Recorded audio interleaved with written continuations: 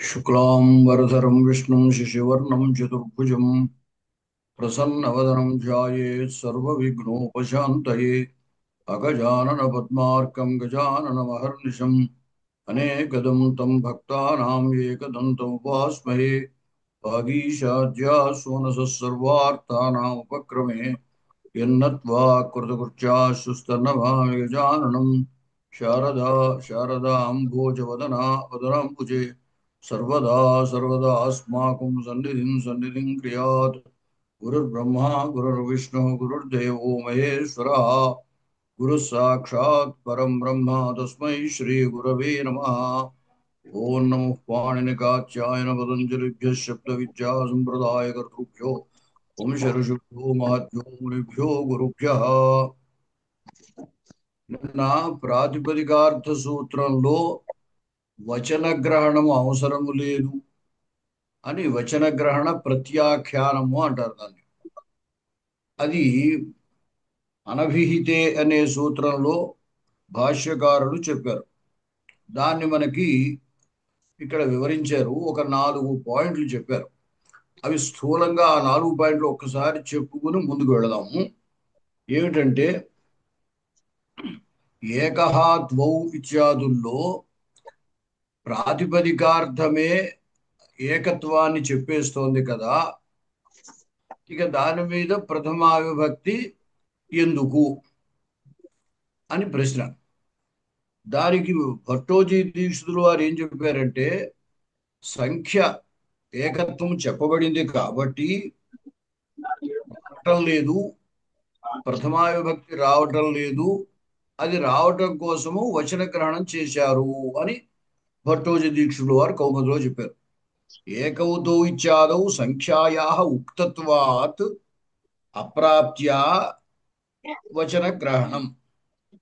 కాబట్టి ప్రాప్తించనటువంటి అప్రాప్తమైన దానికి ప్రాప్తించడం కోసం సూత్రంలో వచన గ్రహణం చేశారు అని భట్టోజీ వారు చెప్పారు. భాష్యంలో ఈ వచన గ్రహణం యొక్క అవసరం లేదు అని చెప్పారు. దానికి ఒక 4 ఉపాయాలు చెప్పారు. ఒకటేమిటి అంటే నిమిత్తమైన ఏకత్వం. ఏదో మాటలు అనుకుంటున్నాయి. దాంట్లో మొదటిది ఏమిటంటే ప్రవృత్తి నిమిత్తమైన ఏకత్వం వేరు, చెప్పబడే ఏకత్వం వేరు. ఎందుకు అంటే ఇప్పుడు కర్మ చెప్తాం అనుకోండి, కర్మని ద్వితీయ విభక్తి చెప్తాం. ఆ ద్వితీయ విభక్తి దగ్గర కూడా ఏకత్వం అవసరం. ద్వితీయ ఏకవచనంలో అమ్మ అనే ప్రత్యయం చేస్తాం, అక్కడ కూడా ఏకత్వం అవసరం.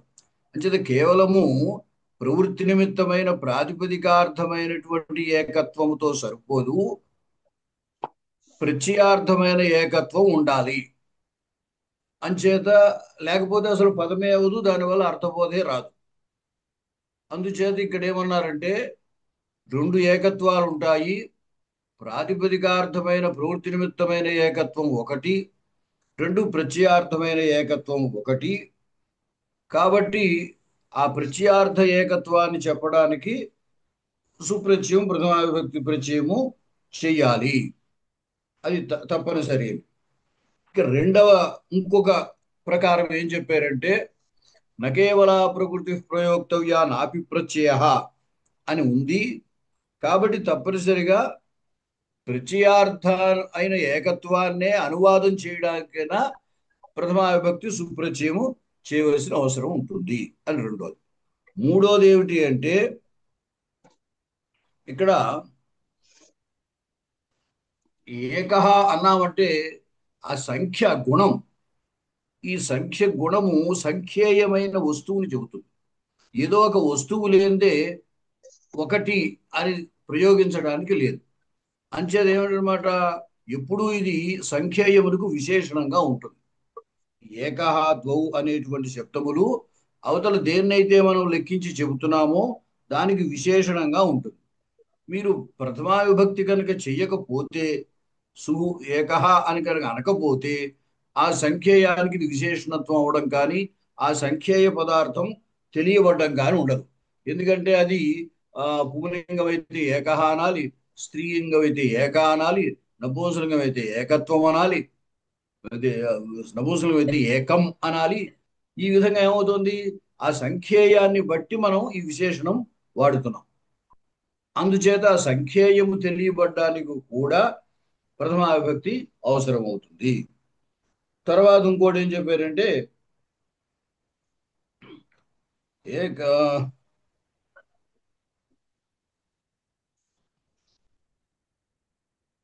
ప్రకృతి చేత చెప్పబడేటువంటి ఏకత్వము అది ద్రవ్యానికి విశేషణం.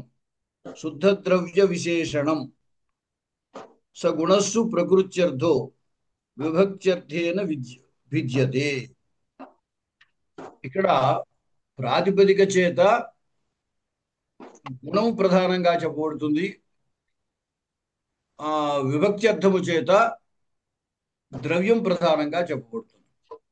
అంటే ప్రాతిపదికము చేత చెప్పబడే ఏకత్వము ద్రవ్యోపసర్జన గుణ ప్రధానము, విభక్త్యర్థము చేత చెప్పబడిన ఏకత్వము గుణోపసర్జన ద్రవ్య ప్రధానము.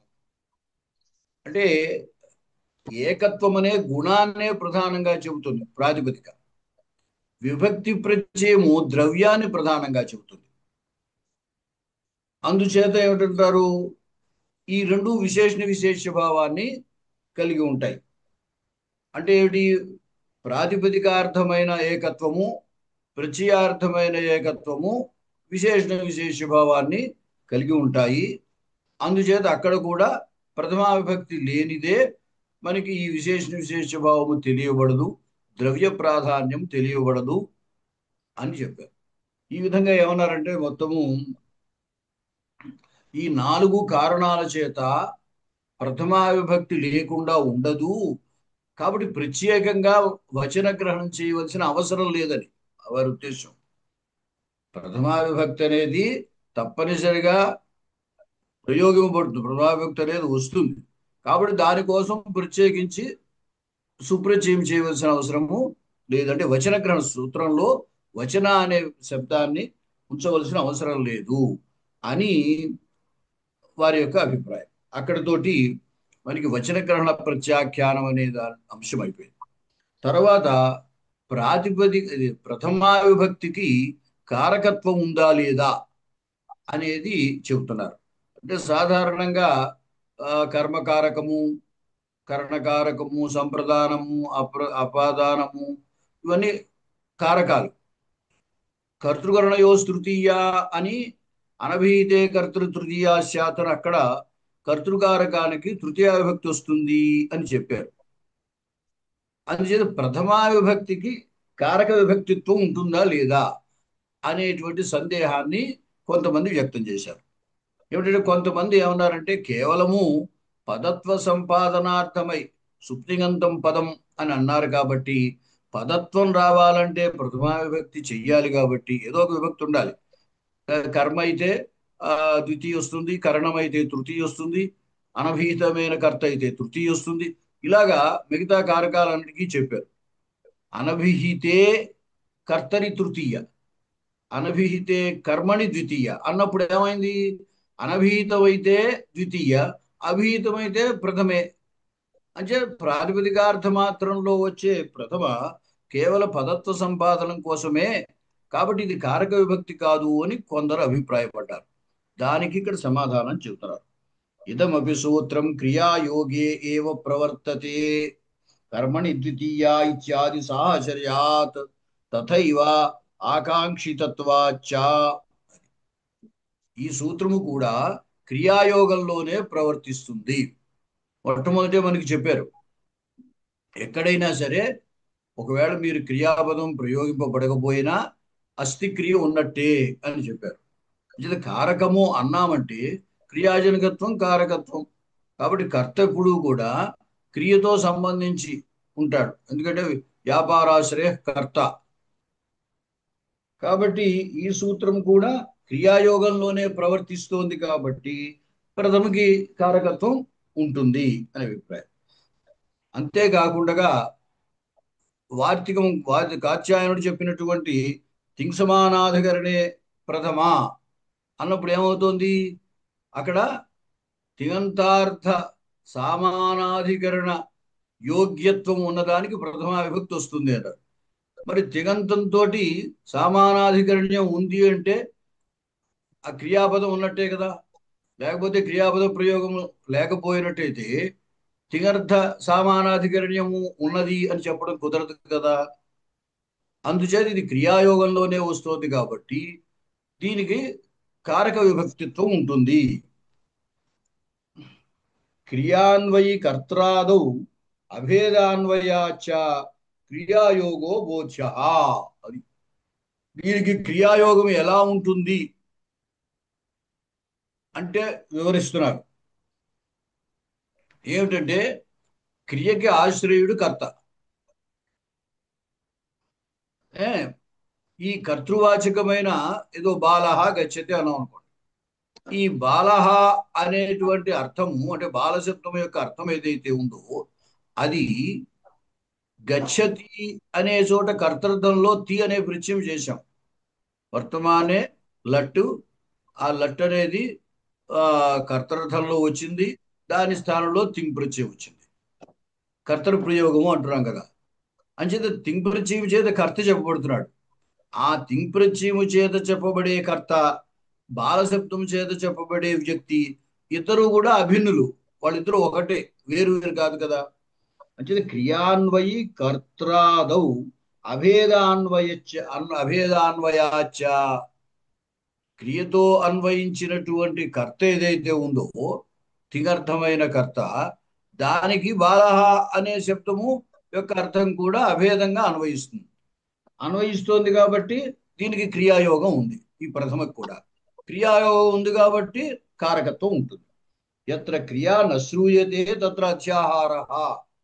మనం ఏదో వృక్ష బాల గజ అంటున్నాము, అక్కడ క్రియ లేదు కదా, ఉట్టి నామవాచకాలే చెబుతున్నాం కదా అని అనుకుంటున్నాము. కాదు, అలా కాదు. అన్ని చోట్ల కూడా క్రియాపద ప్రయోగం లేకపోయినా అస్థి క్రియ అత్యాహారంగా ఉంటుంది అని ఇంతకు ముందే మేము చెప్పాం. అంతతో అస్థి ఇత్యస్య అస్థిర్భవంతి పరః అప్రయుజ్యమానోప్యస్తి ఇది భాష్యాత్. అలాగే భాష్యంలో కూడా అప్రయుజ్యమాన అపి ప్రయోగింపబడకపోయినా అన్ని చోట్లగా అస్థి క్రియ ఉంటుంది. భవంతి అంటే కూడా భూధాతువు యొక్క క్రియ. అంచేత అసభువి కదా, అస్సని కానీ భూ అని కానీ ఏదైనా అస్థి అనొచ్చు, భవతి అనొచ్చు. కానీ మనం ప్రయోగించకపోయినా అది ఉంటుంది అంటే అది అత్యాహారంగా తెచ్చుకోవాలి. అది ఎప్పుడైతే తెచ్చుకున్నామో క్రియాయోగం ఉన్నది. క్రియాయోగం ఉంటే కారకత్వం ఉంటుంది. ఈ విధంగా ఏం చేశారంటే ప్రథమా విభక్తికి కారక విభక్తిత్వము ఉంటుంది అని చెప్పారు. ఎందుకు చెప్పాల్సి వచ్చింది అంటే కొంతమంది ఏమన్నారన్నమాట, నకేవల ప్రకృతి ప్రయోక్తవ్య నాపి ప్రత్యయ అన్నారు. కాబట్టి కేవలము పదత్వ సంపాదనం కోసమే ప్రథమా విభక్తి చేస్తున్నాం ఇక్కడ, అంచేత దీనికి కారకత్వం లేదు అని కొంతమంది అన్నారు. అది కాదు, ఈ ప్రథమా విభక్తి కూడా కారక విభక్తే అని చెప్తున్నారు. తర్వాత సంబోధన ప్రథమా విచారం. సంబోధనే చాయిత్యనేన సంబోధనాధిక్యే ప్రాతిపదికార్థే వర్తమానాత్ ప్రాతిపదికాత్ ప్రథమా. సంబోధనే చ అని ప్రథమా విభక్తి సూత్రం విధించారు. ఎందుకు చెప్పారు ఆ సూత్రము అంటే ప్రాతిపదికార్థము కంటే అధికముగా సంబోధనం అనేది ఇక్కడ తెలియబడుతుంది. అది తెలియపరచడం కోసం సంబోధనేచ అనే సూత్రం చేత ప్రథమ విభక్తి చెప్పబడింది. తత్ర సంబోధనం అభిముఖీభావ. సంబోధనం అంటే ఏమిటి అంటే మనం ఎదురుగా వెళ్ళేవాడిని ఒరే ఇలా రా అన్న, లేదా ఒరే కుర్రాడా ఇట్లా రా అని పిలుస్తున్నాం. ఈ కుర్రాడ, రామ, బాల, దేవదత్త ఇత్యాది ప్రయోగాలు చేస్తున్నామంటే ఎదురుగుండా ఉండేవాడిని మన మాట వినేటట్టుగా చేస్తున్నాం. మనం పిలవగానే వాడు ఒకసారి వెనక్కి తిరిగి చూస్తాడు, వెళ్ళిపోతుంటే ఒరే ఇలా రా అన్నాం అంటే ఏమైంది, మనం అలా అనగానే వాడు ఒకసారి వెనక్కి తిరిగి చూస్తారు అంటే మనకే చూస్తున్నాడు అంటే అభిముఖీ భావం. అది మన మాట వినేటట్టుగా చేయడం కోసం మనం సంబోధన చేస్తున్నాం అనమాట. అంటే సంబోధనం అనే శబ్దానికి అర్థం ఏంటంటే అభిముఖీ భావ. అంచేత అభిముఖీభావానుకూల వ్యాపారము పిలిచేవాడి యందు ఉంటుంది. తత్ఫలం ప్రవృత్తి నివృత్తి. సంబోధనానికి ఫలితం ఏమిటండి అంటే ప్రవృత్తి నివృత్తి ఏదో ఒకటి. మనం వాడిని వెళ్ళానైనా చెప్తాం, వెళ్ళొద్దనైనా చెప్తాం, ఈ పని చెయ్యి అంటాం లేకపోతే చెయ్యొద్దు అంటాం. ప్రవృత్తి నివృత్తి ఈ రెండు దానికి ఫలితములు. తేన సంబోధన విభక్తి అనువాద్య విషయ. అందువల్ల ఈ సంబోధన విభక్తి అనేటువంటిది అనువాద్య విషయ అంటే సిద్ధ వస్తువు. సిద్ధ వస్తువు అంటే వాడు మనకి తెలుసు, వాడిని పని చేయాలి అని మనం చెప్పాలనుకుంటున్నాము, అటువంటిది చెబుతున్నాం. అంటే ఏమిటి, వాడు బాలుడు, ఈ పని చేయగలడు, అని చేయొచ్చు అనే ఉద్దేశం మనలో ఉంటుంది. అంచేది ఎదురుకుండా ఉన్న వాడిని మనం ఏం చేస్తాము అంటే సిద్ధ వస్తువు వాడిని పిలుస్తాం. ఒకప్పుడు ఎదురుకుండా లేని వాడిని కూడా పిలుస్తాం. అంటే మనం దేవతలను పిలిచేవనుకోండి, ఓ రామా నన్ను రక్షించు అన్నాం అనుకోండి, మరి అక్కడ ఎదురుకుండా లేడు కదా అనొచ్చు. కానీ అది అక్కడ మనస్సులో ఉంటాడు. మామూలుగా చర్మచక్షువు ఎదురుకుండా లేకపోయినా మనోనేత్రంలో మనం ఏం చేస్తాము, ఆ రాముణ్ణి భావించి రామా నన్ను రక్షించు అంటాం. కాబట్టి అక్కడ కూడా ఎదురుకుండా ఉన్నట్టే.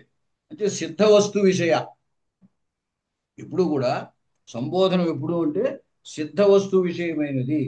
అంటే ఎదురుకుండా సిద్ధిస్తుందో వస్తువు ఉన్నటువంటిది సిద్ధ వస్తువు అంటే. సంబోధన విభక్తి అనువాద్య విషయ అంటే ఆ సిద్ధ వస్తువు కాబట్టి ఉన్నదాన్నే అనువదిస్తున్నాము అని అర్థం.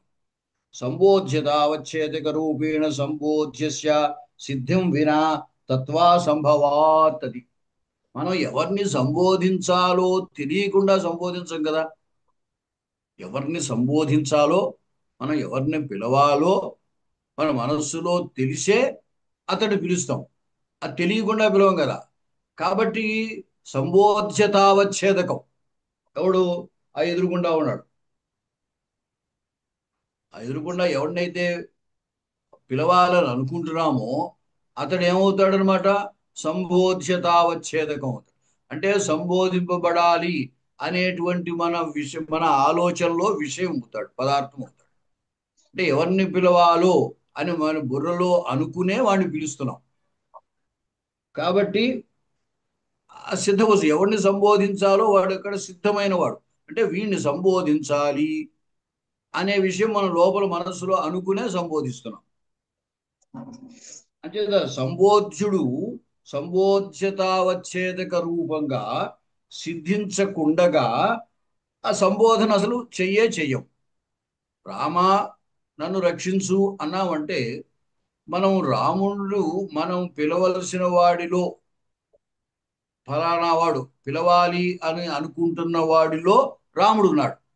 అలా ఉన్నప్పుడే మనం రామా అని సంబోధిస్తాం. అంతేగాని మన ఆలోచనలో లేని వాడిని సంబోధించం కదా. అందువల్ల ఏమైంది, సిద్ధ వస్తువు అయింది. అంటే రెండిటికి తేడా చూపించడానికి ఇంకో ఉదాహరణ చూపిస్తున్నారు చూడండి. తేన రాజా భవ యుధ్యస్వ ఇంద్రశత్రుర్వర్ధస్వ ఇత్యాదౌ న సంబోధన విభక్తి.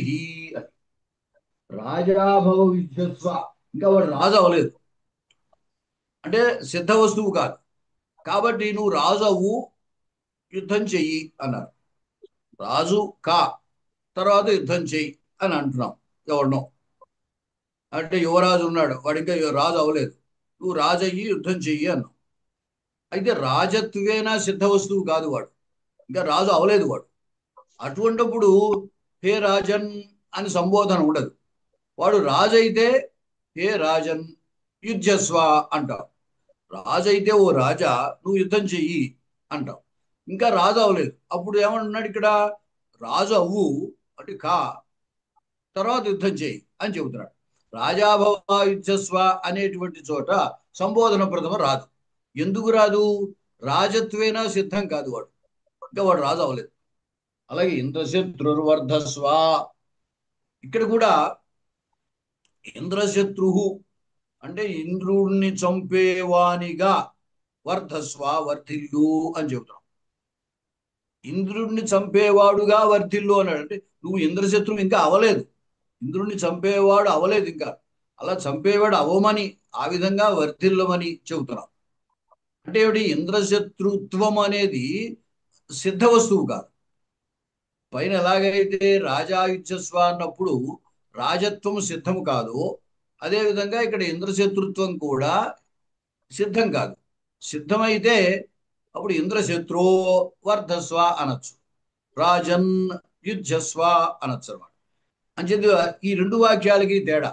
పైన ఏదో రామ త్రాయస్వ అన్నదానికి, రాజాభవ యుద్ధస్వ అనే దానికి రెండింటికి తేడా ఏమిటి అంటే, అక్కడ రాముడు సంబోధ్య విషయుడుగా మన బుద్ధిలో ఉన్నాడు, సిద్ధం. ఇక్కడ రాజాయుధ్యస్వ అన్నప్పుడు రాజత్వేనా సిద్ధం కాదు, అతను ఇంకా రాజు అవలేదు. అంచేత సంబోధన ఎప్పుడూ కూడా సిద్ధ విషయమైనటువంటిది. ఈసారి చూడండి, రాజత్వాదే అసిద్ధత్వేన అనువాద్యత్వాభావాత్. సంబోధన అనువాద్య విషయము అని చెప్పారు పైన. సంబోధన విభక్తి అనువాద్య విషయ అంటే సిద్ధించిన దాన్నే మళ్ళీ చెబుతుంది అని. కాబట్టి ఇక్కడ రాజాయుధ్యస్వ అనేటువంటి చోట, రాజాభవ యుధ్యస్వ అనేటువంటి చోట రాజత్వం సిద్ధించలేదు కాబట్టి అక్కడ రాజు అనువాద్య విషయుడు కాదు. అనువాద్య విషయుడు కాదు కాబట్టి ప్రథమా విభక్తి రాలేదు. రాజన్ భవాయుధ్యస్వ ఇత్యస్య కుమారావస్థాయాం, రాజా భవాయుధ్యస్వ ఇత్యస్య రాజావస్థాయాంచ న ప్రయోగ. ఇప్పుడు కుమారుడు అంటే రాజుగారు పరిపాలన చేస్తున్నాడు, ఆయన కుమారుడు యువరాజు అంటాం. అతను ఇంకా రాజు అవ్వలేదు, అతన్ని రాజన్ భవాయుధ్యస్వ అనకూడదు.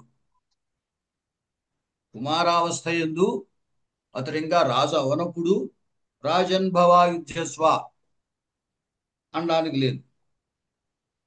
ఏ రాజుని రాజాభవాయుధ్యస్వ అనకూడదు, వాడు ఆల్రెడీ రాజు అంటే సిద్ధ వస్తువు. రాజు అయిన వాడిని రాజాభవ అనక్కర్లేదు, ఏ రాజన్ యుధ్యస్వ అనాలి. రాజు కాని వాడిని రాజన్ యుధ్యస్వ అనకూడదు, రాజు అయిన వాడిని రాజాభవ యుధ్యస్వ అని. రెండు వాక్యాలకు తేడా చూడండి. కుమారావస్థలో రాజు కానివాణ్ణి రాజన్ భవాయుధ్యస్వ అనకూడదు, రాజు అయిన వాణ్ణి రాజాభవాయుధ్యస్వ అనకూడదు. ఈ రెండు తిరగేయాలి. కుమారావస్థలో ఉన్న వ్యక్తిని ఏమనొచ్చు, రాజాభవాయుధ్యస్వ అనొచ్చు. రాజుగా ఉన్నవాణ్ణి రాజన్ భవాయుధ్యస్వ అనొచ్చు అన్నమాట. ఆ విధంగా హే చిత్తు, ఇక్కడ సంబోధన పదార్థాన్ని గురించి విచారణ చేస్తున్నారు. సంబోధనం అంటే ఏమని చెప్తున్నామంటే అభిముఖీభావ, అంటే సంబోధ్యస్య అభిముఖీభావానుకూలో వ్యాపార. మన దగ్గర పిలిచేటువంటి వాడు, ఆ పిలిచే ప్రయోజకకర్త, పిలిచేటువంటి వాడిలో ఏ వ్యాపారం ఉంటుంది అంటే అభిముఖి సంబోధ్యుడిని తనకి అభిముఖంగా చేసుకోవడం, భావానుకూలో వ్యాపారం. అంటే సంబోధనము అనే శబ్దానికి అభిముఖీభావ అని అర్థం చెప్పారు. కొంతమంది ఏమన్నారంటే సంబోధనములో సమ్ ఉంది కదా, అంచేత సంబోధనం అంటే సమ్యక్ జ్ఞాపనం, బోధనం అంటే జ్ఞాపనం తెలియపరచడం, కాబట్టి సంబోధనం అంటే సమ్యక్ జ్ఞాపనం అని అర్థం కొంతమంది చెప్పారు.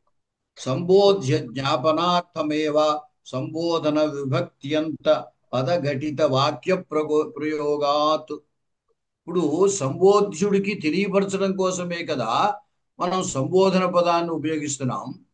బాల అత్ర తిష్ట అన్నాం, బాల త్వం గచ్చ అన్నాం. ఇక్కడ ఎవరినైతే మనం పిలుస్తున్నామో అతడికి మన అభిప్రాయం చెప్పడం కోసమే కదా ఈ సంబోధన పదాన్ని వేస్తున్నాము. సంబోధ్య జ్ఞాపనార్థమేవ అంటే సంబోధ్యుడికి తెలియపరచడం కోసమే సంబోధన విభక్త్యంత పదఘటిత వాక్య ప్రయోగాత్. సంబోధన విభక్తితో ఉన్నటువంటి పదాన్ని కలిగిన వాక్య ప్రయోగం చేస్తున్నాం. అంటే సంబోధన పదం కలిగిన వాక్య ప్రయోగం. సంబోధన పదం కలిగిన వాక్య ప్రయోగం అంటే ఇది రామ, త్రాయస్వ, బాల, గచ్చ ఇట్లాంటివి అన్నమాట. కాబట్టి ఆ సంబోధన పదం ఎందుకు చేస్తున్నాము అంటే ఎదటికి వాడికి తెలియపరచడం, సంబోధ్యుడైన వాడికి తెలియపరచడం కోసం. కాబట్టి సంబోధనం అంటే సమ్యక్ జ్ఞాపనము, అంటే బాగా అతడికి తెలియపరచటము. అటు సమ్యక్త్వం అంటే ఏమిటో కూడా చెప్తారు. ఆ, తత్ఫలం ప్రవృత్తి నివృత్తి ఇది పూర్వవతు. మామూలుగా దీనికి సంబోధనానికి ప్రయోజనం ఏమిటి అంటే ఇదే ప్రవృత్తి నివృత్తే. వాడిని ఆ పని చేయమనో చేయొద్దనో చెప్పడమే. మనం ఆ పని చెప్పాము, వాడు చేస్తాడు ప్రవృత్తి, చెయ్యడు నివృత్తి. ఆ విధంగా అన్నమాట. జ్ఞాపనే సంయక్త్వం. సమ్యక్ జ్ఞాపనం అంటే ఏమిటయ్యా అంటే దాన్ని వివరిస్తున్నారు. జ్ఞాపనే సంయుక్తవంచ అవశ్య కర్తవ్యత్వాది విషయక జ్ఞాపన అనుకూలత్వం. అంటే తప్పనిసరిగా నువ్వు ఈ పని చెయ్యాలి అనేటువంటిది తెలియపరచడం. అవశ్య కర్తవ్యత్వం అంటే తప్పకుండా చేయదగినటువంటిది అనేటువంటిది. లేదా నువ్వు తప్పకుండా ఈ పని చేయకూడదు అనేనా. ప్రవృత్తి నివృత్తి అన్నాం కదా. కాబట్టి ఆ ఆది అనే పదం అందుకు చెప్పాడు. అవశ్య కర్తవ్యత్వాది విషయక జ్ఞాపనానుకూలత్వం సంయక్త్వం. అంటే నువ్వు తప్పనిసరిగా ఈ పని చెయ్యాలి అనేటువంటిది బాగా అతనికి తెలియపరచడం. కర్తవ్యత్వాది విషయకమైన జ్ఞాపన అనుకూల అంటే జ్ఞాపనకు అనుకూలం, తగిన విధముగా చెప్పడం. ఈ పని తప్పనిసరిగా చెయ్యాలి అనేటువంటిది అతనికి తెలిసేటట్టుగా చెప్పడం. దాన్ని సంయక్త్వము అన్నారు. జ్ఞాపనలో సంయక్త్వం అన్నమాట. సమ్యక్ జ్ఞాపనం కదా, బాగా తెలియపరచు. మామూలుగా అర్థం చెబితే బాగా తెలియపరచడం. బాగా తెలియపరచడం అంటే బాగా అంటే ఏమిటి అంటే నువ్వు ఈ పని తప్పనిసరిగా చెయ్యాలి అని చెప్పడం మన ఉద్దేశం. వాడికి అది అర్థం అవడం. ఈ పని మనం తప్పనిసరిగా చెయ్యాలి అనే విషయం అతడికి తెలియడం. అది సమ్యక్ జ్ఞాపనం అన్నమాట. తాదృశ జ్ఞాపనానుకూల వ్యాపారశ్చ ఏతద్ విభక్త్యంత పదఘటిత వాక్య ప్రయోగే ఏవా. అప్పుడు అలా తెలుస్తుంది. తాదృశ జ్ఞాపనానుకూల వ్యాపారం మనలో ఉంటుంది. మనం ఎదుటి వాడిని పిలిచి చెబుతున్నామో ఆ పిలిచేవాడి యందు ఈ సంబోధన చేసేటువంటి వ్యక్తి ఎవరైతే ఉన్నాడో అతడిలో ఏముంటుంది, జ్ఞాపనానుకూల వ్యాపారం ఉంటుంది. అంతే కదా. బాల గచ్చ లేదా రామ త్రాయస్వ అంటున్నాం అనుకోండి. మనం ఎవరైతే అంటున్నామో వాడిలో వాడికి తెలియపరచడానికి అనుకూల వ్యాపారం మనలో ఉంది. వ్యాపారం ఉండడం అంటే ఏమిటి, ఆ వాక్యాన్ని ఉచ్చరించడమే. రామాత్రాయస్వ అని వాక్యం ఉచ్చరించడమే ఎదుటి వాడిని పిలవడానికి అనుకూల వ్యాపారం అంటే. అంటే తాదృశ జ్ఞాపనం అంటే నువ్వు ఈ పని చెయ్యాలి, ఈ పని తప్పనిసరిగా చెయ్యాలి అనే విషయాన్ని అతడికి తెలియపరచడం. ఆ తెలియపరచడానికి అనుకూల వ్యాపారము ఈ సంబోధన చేసే వ్యక్తిలో ఉంటుంది, పిలిచేవాడిలో ఉంటుంది. ఏతద్ విభక్త్యంత పదఘటిత వాక్య అది ఎప్పుడు తెలుస్తుంది, ఆ సంబోధన పదం ప్రయోగించినప్పుడే తెలుస్తుంది. కాబట్టి వాళ్ళు ఏమన్నారంటే ఆ సమ్యక్ జ్ఞాపనము అంటే అవశ్య కర్తవ్యత్వాన్ని తెలియపరచడము అని వాళ్ళు చెప్పారు.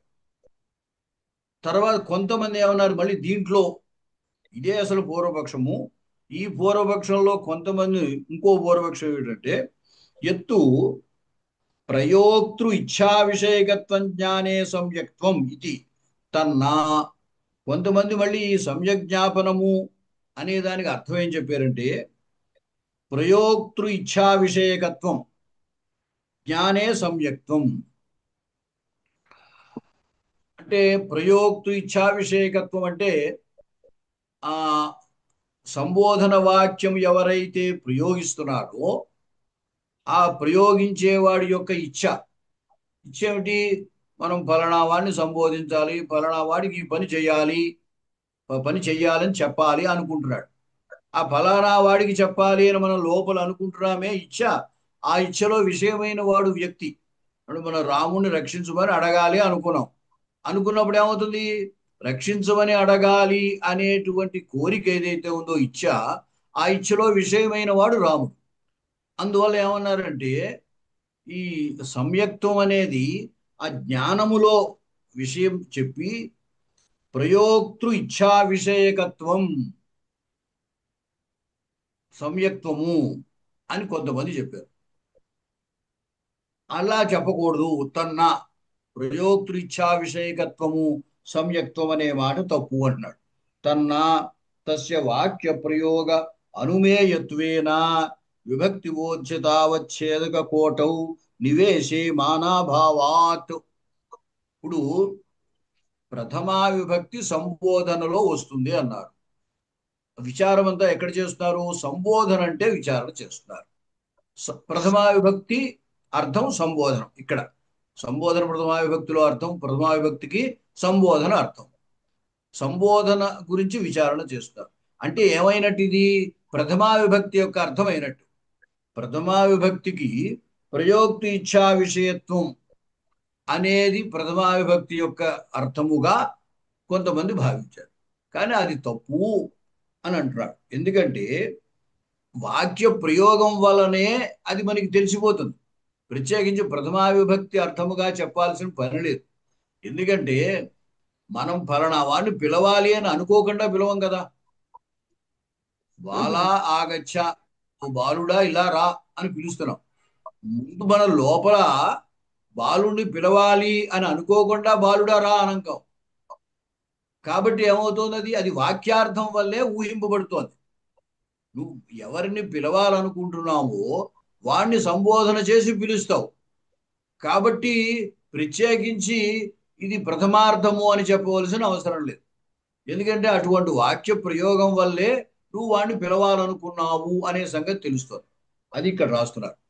తస్య వాక్య ప్రయోగ అనుమేయత్వేన, తస్య అంటే ప్రయోక్తృ ఇచ్ఛా విషయత్వాన్ని ప్రయోగించి వాక్య ప్రయోగం చేసేటువంటి వాడి యొక్క ఇచ్ఛలో విషయమైన వాడు, ఉద్దిష్టమైన వాడు.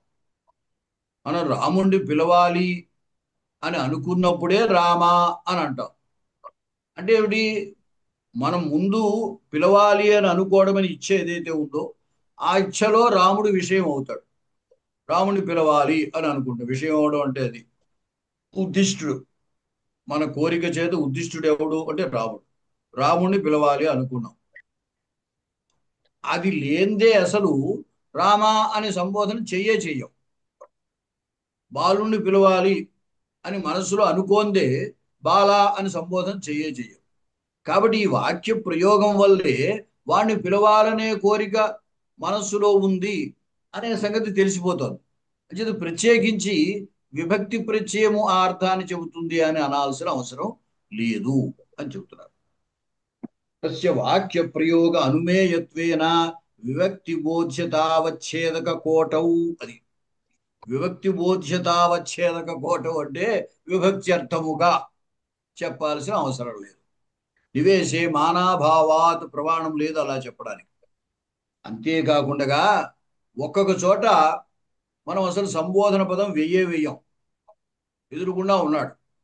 ఎదురుకుండా ఉన్నవాడిని బాలా అనక్కలే, మనకేసే చూస్తున్నాడు. మనం వాడు అవతల వైపుకు తిరిగి వెళ్ళిపోతుంటే ఒరే కుర్రాడా ఇలా రా అని పిలుస్తాం. అప్పుడు కుర్రాడా అని పిలిచిన వెంటనే వాడు వెనక్కి తిరుగుతాడు. అలా కాదు, మన ఎదురుకుండానే కుర్రాడు ఉన్నాడు. వాడికి మనం నువ్వు వెళ్ళు, నువ్వు తిను, నువ్వు ఈ పాలు తాగు అని చెబుతున్నాం అనుకోండి. ఎదురుకుండానే ఉన్నప్పుడు మనం సంబోధన చెయ్యం. అసలు రామ బాల అని సంబోధన చెయ్యం. ఎదురుకుండానే ఉన్నాడు కదా. కాబట్టి ఏమని చెప్తాం? నువ్వు ఈ పని చెయ్యి అని మాత్రమే చెబుతాం. అది సంబోధన పద అఘటిత వాక్య ప్రయోగేపి. సంబోధన పదము లేకపోయినా ఇచ్ఛా విషయత్వం ఉంటుంది. పైన మీరు సంబోధన పదములో ఉన్న ప్రథమా విభక్తికి ప్రయోక్తృ ఇచ్ఛా విషయత్వం అని అర్థం చెబుతా ఉన్నారు. అలా ప్రయోక్తృ ఇచ్ఛా విషయత్వం అనేది సంబోధన ప్రథమా విభక్తికి అర్థంగా చెప్పడానికి వీల్లేదు. ఎందుకంటే అసలు సంబోధన పదం లేనప్పుడు కూడా మనం ఎవరికి చెప్పదలిచేమో వాడు ఇచ్చా విషయం అవుతాడు. కేవలము పదం సంబోధన పదం అక్కర్లేదు. ఎదురుగుండా ఉన్నాడు. ఎదురుగుండా ఉన్న కుర్రవాడికి తోం పఠ అని చెప్పావు, నువ్వు చదువు అన్నావు. అంటే ఏమైంది? వాడు మనకి ఇచ్చా విషయం అయిపోయాడు. వాడికి మనం ఈ పని చెప్పాలి అనుకున్నాం. అనుకున్నప్పుడే నువ్వు చదువు అంటావు. అందుచేత ఏమంటున్నారంటే సంబోధన పద అఘటిత వాక్య ప్రయోగేపి, అంటే సంబోధన పదము లేనటువంటి వాక్యంలో కూడా బోధ్య బోధే ప్రయోక్తృ ఇచ్ఛా విషయత్వ అనుమానాత్, ప్రయోక్తృ ఇచ్ఛా విషయత్వం ఉంటుంది. నువ్వు ఎవడికి చెప్పదలిచేవో వాడు నీ ఇచ్ఛలో విషయం అవుతాడు. కాబట్టి ఈ ప్రయోక్తృ ఇచ్ఛా విషయత్వము అనేది సంబోధన పదం లేనప్పుడు కూడా ఉంటుంది. అంచేత సంబోధన పదంలో ఉన్న ప్రథమా విభక్తికి ప్రయోక్తృ ఇచ్ఛా విషయత్వం అని చెప్పాల్సిన పని లేదు అన్నాడు. అన్యథా తస్య తత్ప్రయోక్తృత్వమేవ న స్యాత్, మనం చెప్పబోయే పనిలో వాడు విషయం కాకపోతే వాడికి మనం పనం చెప్పేవాళ్ళము కానే కాదు. అది ప్రయోక్తృ. ప్రయోక్తృత్వం అంటే ఎదురు వాడికి పని చెప్పేవడం. నువ్వు చదువు అని చెప్తే మనం ప్రయోగకర్త, వాడిని మనం చదువులోకి ప్రేరేపిస్తున్నాం. చదవడం అనే క్రియలోకి ఎదటి వాడిని మనం ప్రేరేపిస్తున్నాం. కాబట్టి మనం ఏమవుతాం? ఇప్పుడు ప్రయోక్తలు అవుతాం. ప్రయోక్తకర్త, ప్రయోజ్యకర్త అంటారు. చెప్పేవాడు ప్రయోక్తృకర్త. ఎవడికి చెబుతున్నామో ఆ ఆర్డర్ తీసుకునేవాడు ప్రయోజ్యకర్త. కాబట్టి ఈ ఇచ్ఛా విషయత్వం అనేది లేకపోతే మనకి ప్రయోక్తృకర్తృత్వమే ఉండదు. మనం వాడికి చెప్పేవాళ్ళం కానే కాదు అప్పుడు. అన్యథా అంటే ప్రయోక్తృ ఇచ్ఛా విషయత్వం అనేది లేకపోతే తత్ప్రయోక్తృత్వమేవ న స్యాత్, ఆ ఎదటి వాడిని మనం పనిలోకి ప్రేరేపించడం అనే ఆ కర్తృత్వమే మనకు ఉండదు. త్వంపచేత్యాదౌ ప్రయోజ్య ప్రవృత్తే తదిష్టత్వస్య ప్రవర్తన అనుమేయత్వ దర్శనాచ్చ. అది త్వంపచ అని మనం ఎదుటివాడికి ఇందాక త్వంపఠ అన్నాం, త్వంపచ ఏదైనా పర్వాలేదు. త్వంపచ అని చెప్పినప్పుడు సంబోధన పదం లేదు. ఏ బాల త్వంపచానో, లేదా హే మాత త్వంపచానో, ఏ మాత సంబోధన అక్కడ లేదు. ఆ సంబోధన పదం లేకపోయినప్పుడు ప్రయోజ్య ప్రవృత్తే తదిష్టత్వస్య ప్రవర్తన అనుమేయత్వ దర్శనాచ్చ. మనము త్వంపచ అనగానే అతడికి ఎదురుగా ఉన్నవాడికి తాను వంట చేయాలి, పాకము చేయాలి అనేటువంటిది కలుగుతుంది భావం. ఈ పని నాకు చెబుతున్నారు అనే భావం కలుగుతుంది. అంచేత ప్రయోజ్యుడు ఎవడైతే ఎదురుగా ఉన్నాడో వాడు ఆ ప్రయోజ్యుడి యొక్క ప్రవృత్తి అంటే అతడు వంట అనేటువంటి క్రియలో ప్రవర్తించడం. ప్రవృత్తే తదిష్టత్వస్య అంటే అతడు ప్రవర్తిస్తుంటే మనం చెప్పిన పని అతడు చేయడానికి అనుకూలంగా ఉన్నాడు అనే సంగతి కూడా మనకి తెలుస్తుంది అనమాట. ప్రవృత్తే తద్ ఇష్టత్వస్య చ ప్రవర్తన అనుమేయత్వ దర్శనాచ్చ. ప్రవర్తన అనుమేయత్వం అంటే మనం ఈ పని చెప్తున్నాం, అతడు ఆ పని చేస్తున్నాడు. దాన్ని బట్టి ఏమని తెలుస్తుంది? ఓహో, ఇతడు ప్రయోజ్యకర్త, ఓ ఈయన ప్రయోజకకర్త, ఈయన పలానా పని చెప్పాడు, ఇతడు ఆ పని చేస్తున్నాడు అని మనకి తెలుస్తుంది. అంచేత ప్రయోజక కర్తృత్వం అనేది దాన్ని బట్టి ఊహింపబడుతోంది. మనము త్వంపచ అని మాట అన్నాం, సంబోధన ఏమీ లేదు. త్వంపచ అన్నాం ఎదురుగా ఉన్నవాడిని. వాడు వంటలోకి ప్రవేశించాడు, వంట చేయడం ప్రారంభించాడు. చూసేవాడికి ఏం తెలుస్తుంది? ఓహో, ఈయన త్వంపజ అని ఆర్డర్ ఏం చేశాడు, వాడు ఆ పని చేస్తున్నాడు. అంచేత పని చేసేవాడేమో ప్రయోజ్య కర్త అవుతాడు, పని చెప్పినవాడు ప్రయోజక కర్త అవుతాడు. అది ఆ సంఘటన బట్టి వాక్య ప్రయోగము అతడు ప్రవర్తించడాన్ని బట్టి ఊహింపబడుతోంది. ఎప్పుడైతే ఇతను అతనికి పని చెప్పాడో, పని చెప్పిన వాడికి ఎవరైతే ఈ ఆజ్ఞ చేశాడో అతడి కోరికలో వాడి విషయం అంతకు ముందే అవుతాడు. వాడికి ఫలానా పని చెప్పాలి అని మనస్సులో అనుకోందే పని చెప్పడం కుదరదు.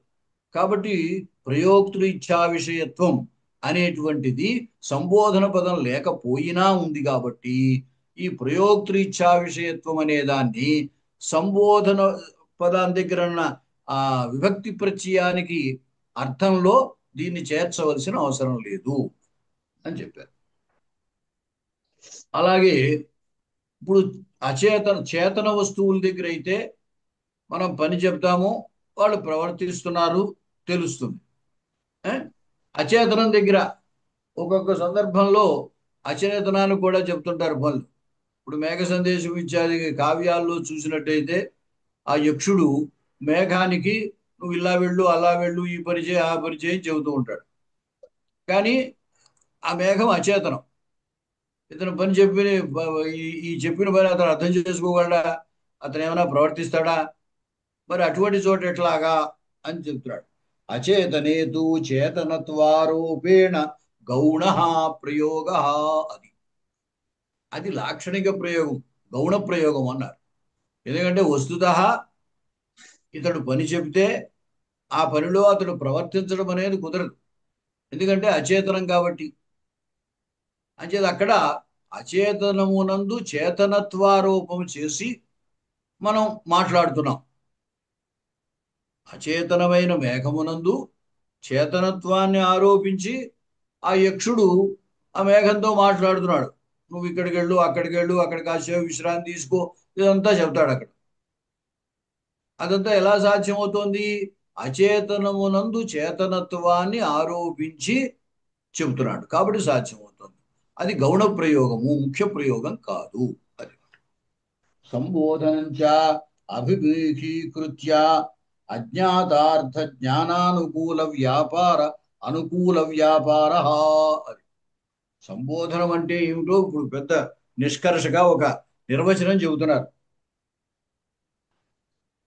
మనం ఎవరినైతే సంబోధిస్తున్నామో వాడు వెంటనే మనకేసి అటెన్షన్గా ఉంటాడు. అంటే అటువైపు వెళ్ళేవాడు మనకేసి ఒకసారి ముఖం తిప్పుతాడు, ఈయన ఏదో మనకి చెబుతున్నాడు వినాలని. అంచేత అభిముఖీకృత్య అంటే తనకి అభిముఖంగా చేసుకుని అజ్ఞాతార్థ జ్ఞానానుకూల వ్యాపారం. మనం చెప్పబోయే పని అతనికి ముందుకు తెలియదు, మనం చెప్తే కానీ. కాబట్టి అది అజ్ఞాతార్థం. అజ్ఞాతమైన విషయం యొక్క జ్ఞానం. త్వంపచ అని అనేదాకా వండాలి అనే విషయం తెలియదు అతనికి. అంచేది ఏమైంది? అజ్ఞాతం. ఈ పాకానుకూల వ్యాపారం అనేది అజ్ఞాతం. అతడు వండడం ప్రారంభిస్తే అతనిలో ఏమున్నట్టు? విక్లిత్య అనుకూల వ్యాపారం, అది పాకానుకూల వ్యాపారం ఉంటుంది వండడం ప్రారంభిస్తే. అది ఎప్పుడు? మనం చెప్పిన తర్వాత. మనం చెప్పకముందు ఏ పని చేయాలో అతనికి ఏం తెలియదు. కాబట్టి ఏమంటున్నారంటే ఇక్కడ అజ్ఞాత అర్థం అంటే తెలియబడని అర్థం. అంటే వంట చేయడం అనుకోండి, అది అంతకు ముందు లేదు. దాని యొక్క జ్ఞానం మనం చెప్పేగా ఆ జ్ఞానం కలుగుతుంది. అంచేది అజ్ఞాతమైన అర్థము యొక్క జ్ఞానం, ఆ జ్ఞానానికి అనుకూలమైన వ్యాపారము అవతలి వాడిలో ఉంటుంది. ఆ వ్యాపారానికి అనుకూల వ్యాపారం మనలో ఉంటుంది. వాణ్ణి వంట చేసేటట్లుగా ప్రేరేపించడం అనే వ్యాపారం మనలో ఉంటుంది. వంట చేయడానికి అనుకూల వ్యాపారం అతనిలో ఉంటుంది. వంట చెయ్యాలనే జ్ఞానము తర్వాత తెలుస్తుంది, ముందు తెలియదు. అంచేది అంతకు ముందు తెలియనటువంటి ఏ ఏ విషయకమైన జ్ఞానం అయితే ఉందో, అంటే ఏదో పాకము వంట చేయాలి అనేటువంటి జ్ఞానం, తదనుకూల వ్యాపారము మనం చెప్పాక అతనిలో ఉంటుంది.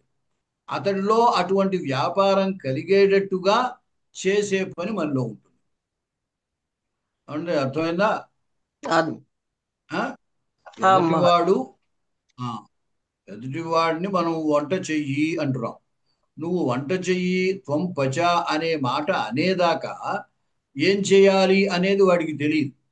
కాబట్టి అజ్ఞాతమైన అర్థం అంటే తెలియబడని, అంతకు ముందు తెలియనటువంటి అర్థం, ఆ అర్థ సంబంధమైన జ్ఞానం కలుగుతుంది మనం చెప్పగానే. జ్ఞానం కలిగే కంటే ఈ పని చేయాలి అని జ్ఞానం కలుగుతుంది. కలిగాక ఆ పని చేయడం ప్రారంభిస్తాడు. అంటే పాకానుకూల వ్యాపారం అప్పుడు అతనిలో ఉంటుంది. ఆ అనుకూల వ్యాపారం ఉండేటట్టుగా చేసే వ్యాపారం మనలో ఉంటుంది. అందుచేత ఇక్కడ చూడండి ఒకసారి జాగ్రత్తగా ప్రతి పదానికి మనం గ్రహించాలి అర్థం. అభిముఖీకృత్య అంటే ఎదుటి వాడిని మనకేసి తిరిగేటట్టుగా ముందు చేసుకుంటాం సంబోధనలో. తర్వాత ఏం చేస్తారు? అజ్ఞాత అర్థ జ్ఞాన అనుకూల వ్యాపార అనుకూల వ్యాపార. ఇక్కడ అనుకూల వ్యాపార అనుకూల వ్యాపార రెండు సార్లు ఉంది. ఏ దాంట్లో ఏమిటి?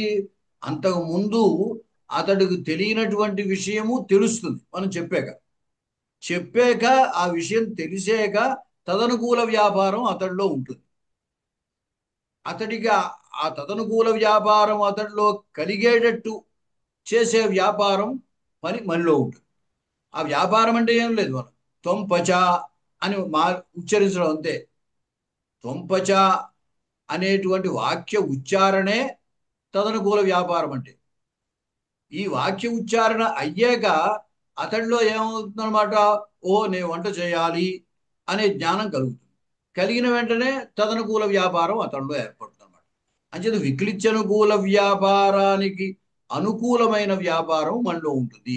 ఇదే సంబోధనకి అర్థము అన్నాడు. సంబోధనానికి అర్థం ఏంటి అంటే అవిముఖీకృత్య అజ్ఞాతార్థ జ్ఞానానుకూల వ్యాపార అనుకూల వ్యాపార తద్వ్యాపారజన్య జ్ఞానానుకూల వ్యాపారాశ్రయత్వం సంబోధ్యత్వం. మనం సంబోధన చెప్పాడు, వ్యక్తి అవతల ఎవరికి చెప్తున్నాం వాడు సంబోధ్యుడు అంటే సంబోధ్యత్వాన్ని కూడా నిర్వచిస్తున్నారు. సంబోధ్యత్వము అంటే ఏమిటి? తద్వ్యాపారజన్య. ఇప్పుడు మనలో ఏదో వ్యాపారం ఉందన్నాం కదా, మనలో ఏం వ్యాపారం ఉంది? వాడిలో విక్లిత్యనుకూల వ్యాపారం కలిగేటట్టుగా ప్రేరేపించే వ్యాపారం మనలో ఉంది.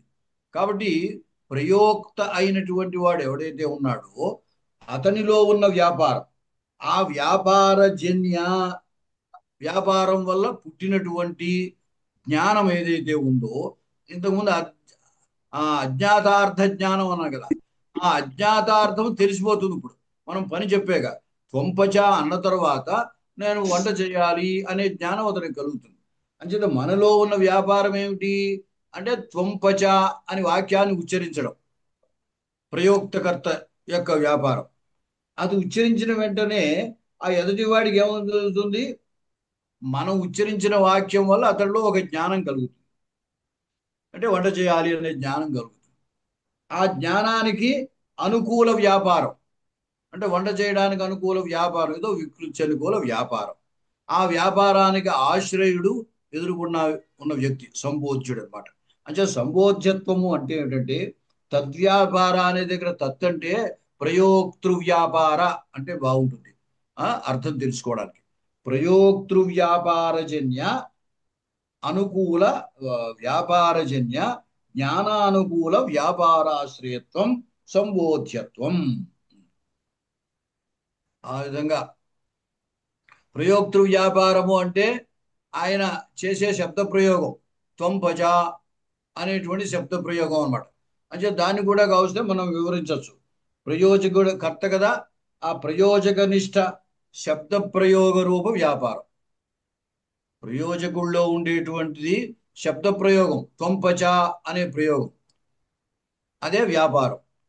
అంచేత ప్రయోజక నిష్ట శబ్ద ప్రయోగ రూప వ్యాపారజన్య జ్ఞానం, ఆ వ్యాపారజన్య జ్ఞానానుకూల వ్యాపారాశ్రయత్వం సంబోధ్యత్వం అన్నమాట.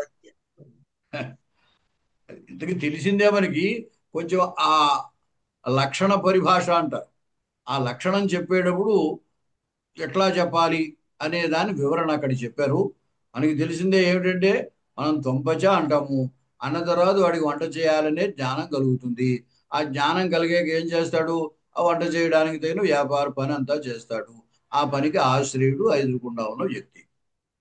అది ఇంట్లో మనకి తెలియంది ఏదీ లేదు. కానీ దాన్ని ఒక లక్షణ రూపంలో పెట్టేటప్పుడు ఏం చేస్తారంటే ప్రయోజకకర్త మనం కాబట్టి ప్రయోజక నిష్ట శబ్ద వ్యాపార రూప వ్యాపారం అంటే శబ్ద ప్రయోగ రూప వ్యాపారజన్య జ్ఞాన అనుకూల వ్యాపార ఆశ్రయత్వం సంబోధ్యత్వం. అది పైకి దానికి కిందకి ఏమిటంటే పైన ఏం చేశారంటే ఆ సంబోధ్యుడి నుండి సంబోధకుడు అదే ప్రయోజకకర్త దగ్గరికి వచ్చారు. పై చెప్పిన సంబోధనంచ అనే చోట చూడండి, అభిముఖీకృత్య ఎవరిని ఎదురుగా ఉన్నవాడిని వెనక్కి ముందుకు అభిముఖంగా చేసుకుంటాం. అభిముఖీకృత్య అజ్ఞాతార్థ జ్ఞాన అనుకూల వ్యాపార అనుకూల వ్యాపార అటు నుంచి ఇటు చెప్పారు. వాడిలో ఉన్న అజ్ఞాతార్థము అది తెలియడము, దానికి అనుకూల వ్యాపారం వాళ్ళలో ఉంటుంది, తదనుకూల వ్యాపారం మనలో ఉంటుంది అని అటు నుంచి ఇటు చెప్పారు. ఇక్కడమో వాడి గురించి చెప్పేటప్పుడు ఏం చెప్పారు, మన దగ్గర నుంచి ప్రారంభమయ్యాడు. ప్రయోజకకర్త, వాడిలో ఉన్న వ్యాపారము, ఆ వ్యాపారం వల్ల కలిగిన జ్ఞానము వాడికి ఎదురుగా ఉన్న వాడికి కలుగుతుంది. ఆ జ్ఞానానుకూల వ్యాపారానికి ఆశ్రయుడు సంబోధ్యుడు అని చెప్పారు. మొదటి వాక్యము అటు నుంచి ఇటు చెప్పారు, రెండో వాక్యం ఇటు నుంచి అటు చెప్పారు. అది జాగ్రత్తగా అర్థం చేసుకుంటే పెద్ద కష్టం కాదు, అది జాగ్రత్తగా తెలుసుకోండి. తర్వాత తత్వేన బుద్ధశ్చ స్వనిష్ట జ్ఞాన విషయ సాకాంక్ష ఇది జ్ఞేయే అర్థే తస్య అన్వయ. ఆ విధంగా తెలిసిన తర్వాత బుద్ధశ్చ అంటే తెలిసినటువంటి స్వనిష్ట జ్ఞాన విషయ సాకాంక్ష ఇది జ్ఞేయే అర్థే తస్య అన్వయ. అతడికి అన్వయం ఎలాగా అంటే స్వనిష్ట జ్ఞాన విషయ సాకాంక్ష. స్వనిష్ట జ్ఞానం అంటే వంట చేయాలనే జ్ఞానం. ఆ జ్ఞాన విషయకమైన ఆకాంక్ష, ఆ ఆకాంక్ష జ్ఞేయే అర్థే తస్య అన్వయ. ఇది జ్ఞేయే అర్థే తస్య అన్వయ. తెలియదగినటువంటి అర్థం ఎవడైతే సంబోధ్యుడు ఉన్నాడో వాడికి ఆ పచ అనేటువంటి దానిలో అన్వయం వస్తుంది. సయేవచ జ్ఞాప్యో అర్థ, అదే ఇక్కడ జ్ఞాప్యమైన అర్థం. పైన సమ్యక్ జ్ఞాపనం అన్నాం కదా, ఆ సమ్యక్ జ్ఞాపనంలో తెలియబడే అర్థం ఏమిటి, వంట చేయాలి అనేటువంటి విషయం తెలియడం. అంచేత సయేవచ జ్ఞాప్యో అర్థ తేన రామాత్రాయస్వ ఇత్యాదౌ రామ సంబోధన విషయ త్రాణమితి బోధ. మనం పైన ఏదో బాల త్వంపచ లేదా బాల త్వంపఠ ఇత్యాదుల్లో వలె రామాత్రాయస్వ అనేటువంటి చోట దాని అర్థం ఎలా తెలుస్తుంది, దానికి శాబ్దబోధ ఎలాగా. మామూలుగా అయితే త్వంపచ అంటే శాబ్దబోధ సులువుగానే తెలుస్తుంది. ఎందుకంటే త్వం పదార్థం విష్పత్ శబ్దార్థము పచ అనే క్రియాపదంతో అన్వయిస్తుంది కాబట్టి త్వంపచ తెలిసిపోతుంది. కానీ ఇక్కడ సంబోధన పదం ఏదైతే ఉందో రామ అనే దానికి సాక్షాత్తుగా క్రియతో అన్వయం లేదు దానికి. ఆ? రామ త్రాయస్వ అంటే త్వం త్రాయస్వ అని అర్థం, నువ్వు రక్షించు అని. నువ్వు రక్షించు అనే చోట యుష్మత్ శబ్దార్థానికి ఈ క్రియాపదార్థంతో అన్వయం ఎలాగా ఉంటుంది అంటే అక్కడ కర్తృవాచకము కర్తృనిష్ట క్రియ అంచేత వ్యాపారాశ్రుడి కర్త కాబట్టి ఆ త్వం పదార్థానికి త్రాయస్వ అనే పదార్థానికి అన్వయం సరిపోతుంది.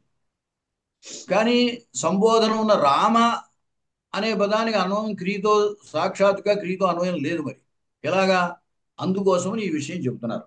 రామ త్రాయస్వ ఇత్యాదకు రామ సంబోధన విషయ త్రాణం అంటే రాముడు మనం చేసేటువంటి సంబోధనలో విషయం అయ్యాడు. ఆ సంబోధన విషయకమైన త్రాణము రక్షణ అని రామాత్రాయస్వ అనే దానికి అర్థం. అలాగే అక్కడ కూడా బాల త్వంపచ అన్నాం అనుకోండి, పాకానుకూల వ్యాపారం కాబట్టి బాల సంబోధన విషయ పాకానుకూలో వ్యాపార అన్నమాట, విక్లిచ్చనుకూలో వ్యాపారం అట్లా కూడా. అవిముఖీకరణం స్వవచనార్థ గ్రహణే సాదరత్వకరణం అంటే అవిముఖీకరణం అంటే ఏమిటి అని కూడా రాస్తున్నారు. వాడిని మనం పిలవడము, పిలిస్తే వాడు మనకి చూడటం. ఎవరినైనా పిలిచాము పిలిచిన వెంటనే వాడు ఏం చేస్తాడు? అటువైపు తిరిగి ఉంటే మనం పిలిస్తే మనకేసి తిరుగుతాడు. ఆ? ఉమ్, అప్పుడు దాని ఉద్దేశం ఏమిటి? మనం చెప్పేదాన్ని వాడు గ్రహించడం. అంచేత అభిముఖీకరణం అంటే స్వవచన అర్థగ్రహణే సాదరత్వకరణం.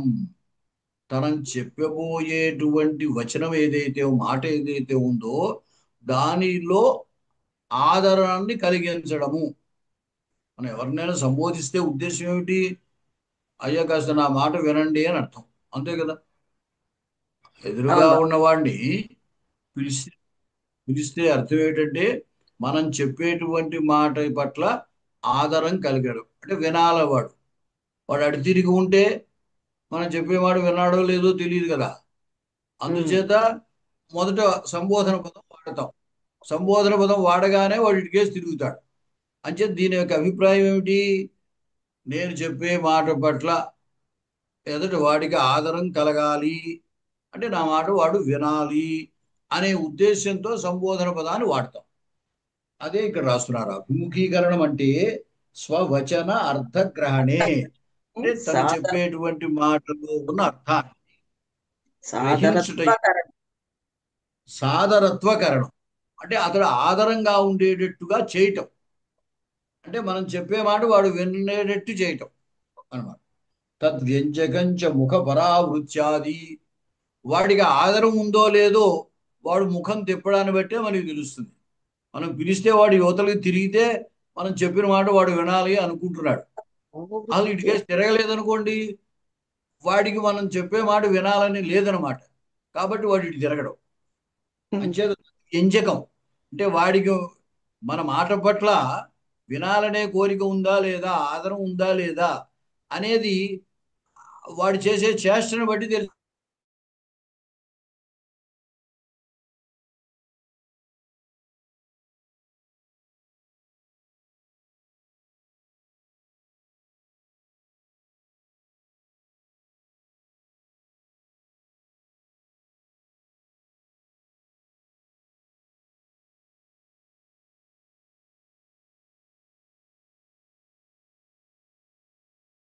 అసి ఇత్యస్య అధ్యాహారః. అదేంటది? ఇందాక నుంచి చేస్తుంది కదా. హే రామ త్వం సుందరః అన్నాం. అసి, నువ్వు సుందరుడివై ఉన్నావు అని చెప్పాం. అసి ఇత్యధ్యాహారః అంచేత హే రామ అచ్చా. త్వం సుందరః అన్నప్పుడు కూడా అక్కడ అసి అనే క్రియని అత్యాహారం చేసుకోవాలి. ఏవంచ ధింమూర్ఖ ఇత్యాదౌ క్రియాధ్యాహారే ప్రథమ తదభావే ద్వితీయ ఇత్యాహు. ఇప్పుడు మనకి అక్కడ ఉపసర్వసోకార్య దిగుపర్యాదిషు త్రిషు ద్వితీయ ఆమ్రేడితాంతేషు తతోన్యత్రాపి దృశ్యతే అని కారక ప్రకరణంలో ఒక వార్తిగాని చెప్పారు. అక్కడ ఉభయత, సర్వత ఇత్యాది, అలాగే ధింగ్ ఇత్యాది శబ్దాల యొక్క ఆ సన్నివేశంలో యోగంలో ద్వితీయ విభక్తి వస్తుంది అని చెప్పారు. ఇప్పుడు ఈ రెండు వచ్చే అవకాశం ఇక్కడ ఉంది అని చూపిస్తున్నాడు. ఎక్కడంటే ఓ, ధింగ్ మూర్ఖ అన్నాడు. మూర్ఖుణ్ణి చ మూర్ఖుడా ఓ అంటాం. ఈ ధింగ్ మూర్ఖ అని సంబోధన చేశాం. ఇక్కడ అసి అని క్రియాపదము కనుక తీసుకున్నట్టయితే అంటే ధింగ్ మూర్ఖ త్వమసి అనమాట. ఏ మూర్ఖుడ త్వం అసి అనమాట. ఈ అసి అని ప్రయోగం ఉంటే, క్రియాపద ప్రయోగం ఉంటే తిగర్థ సన్నిధానం సామానాధికరణ్యం ఉంది కాబట్టి ప్రథమా విభక్తి వస్తుంది. సంబోధన ప్రథమ వస్తుంది. ధింగ్ మూర్ఖ అవుతుంది. అసి అని క్రియాపదాన్ని మనం అత్యాహారం చేసుకోకపోతే ధిక్ అనే శబ్దయోగంలో ద్వితీయ విభక్తి చెప్పారు. అప్పుడు ధిక్ మూర్ఖం అని అవుతుంది అనమాట. దిక్కు. క్రియాధ్యాహారే ప్రథమ అంటే ధిక్ మూర్ఖ అసి త్వం అసి అనమాట. ఆ అసిక్రియం ఉన్నట్టయితే మూర్ఖ అని ప్రథమే వస్తుంది. అలా కాకుండా అసి అనే క్రియను మనం తెచ్చుకోకపోతే కేవలం మూర్ఖ శబ్దాన్ని ప్రయోగిస్తే అటువంటిప్పుడు దిక్ శబ్ద యోగంలో ద్వితీయ చెప్పాడు కాబట్టి దిక్ మూర్ఖం అని అవుతుంది అనమాట. తర్వాత తత్తు సిద్ధస్య అభిముఖీభావ ఇత్యాది వక్ష్యమాణ హరిగ్రంథ విరుద్ధం ఇది హరి. ఏమిటంటే ఇంతకు ముందు ఏదైతే ఆ సమ్యక్ జ్ఞాపనం చ ప్రయోక్తృ ఇచ్ఛా విషయత్వం అని చెప్పారే, ఆ ప్రయోక్తృ ఇచ్ఛా విషయత్వం ఆ సంబోధనానికి అర్థము అని చెప్పడము కుదరదు అని చెప్పి దీనికి ప్రమాణంగా హరికారికను కూడా చూపిస్తున్నారు. ఆ భర్తృహరి చెప్పిన దానికి కూడా విరుద్ధం అవుతుంది. ప్రయోక్తృ ఇచ్ఛా విషయత్వం ఆ సమ్యక్ జ్ఞానం అంటే అనేది పొరపాటు. అలాగ ప్రథమా విభక్తికి ఆ అర్థాన్ని చెప్పడానికి లేదు. దానికి అలా కనుక చెప్పితే భర్తృహరి చెప్పిన దానికి కూడా విరుద్ధం అవుతోంది అని చూపిస్తున్నారు. తత్తు ఇత్యాది వక్ష్యమాణ హరిగ్రంథ విరుద్ధం. ఆ విషయము ప్రయోక్తృ ఇచ్ఛా విషయత్వం అనేటువంటి మాట ఎదర సిద్ధస్య అభిముఖీభావ అని భర్తూరి చెప్పేటువంటి దానికి విరుద్ధమైంది. సంబోధన పదం యచ్చ తత్క్రియాయాం విశేషణం. సంబోధన పదం ఏదైతే ఉందో అది అది కూడా క్రియకు విశేషణం అవుతుంది.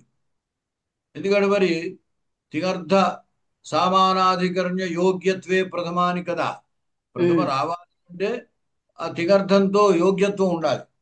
కాబట్టి సంబోధన పదానికి కూడా క్రియా విశేషణత్వం అవుతుంది. అది క్రియా విశేషణత్వం ఉంటుంది.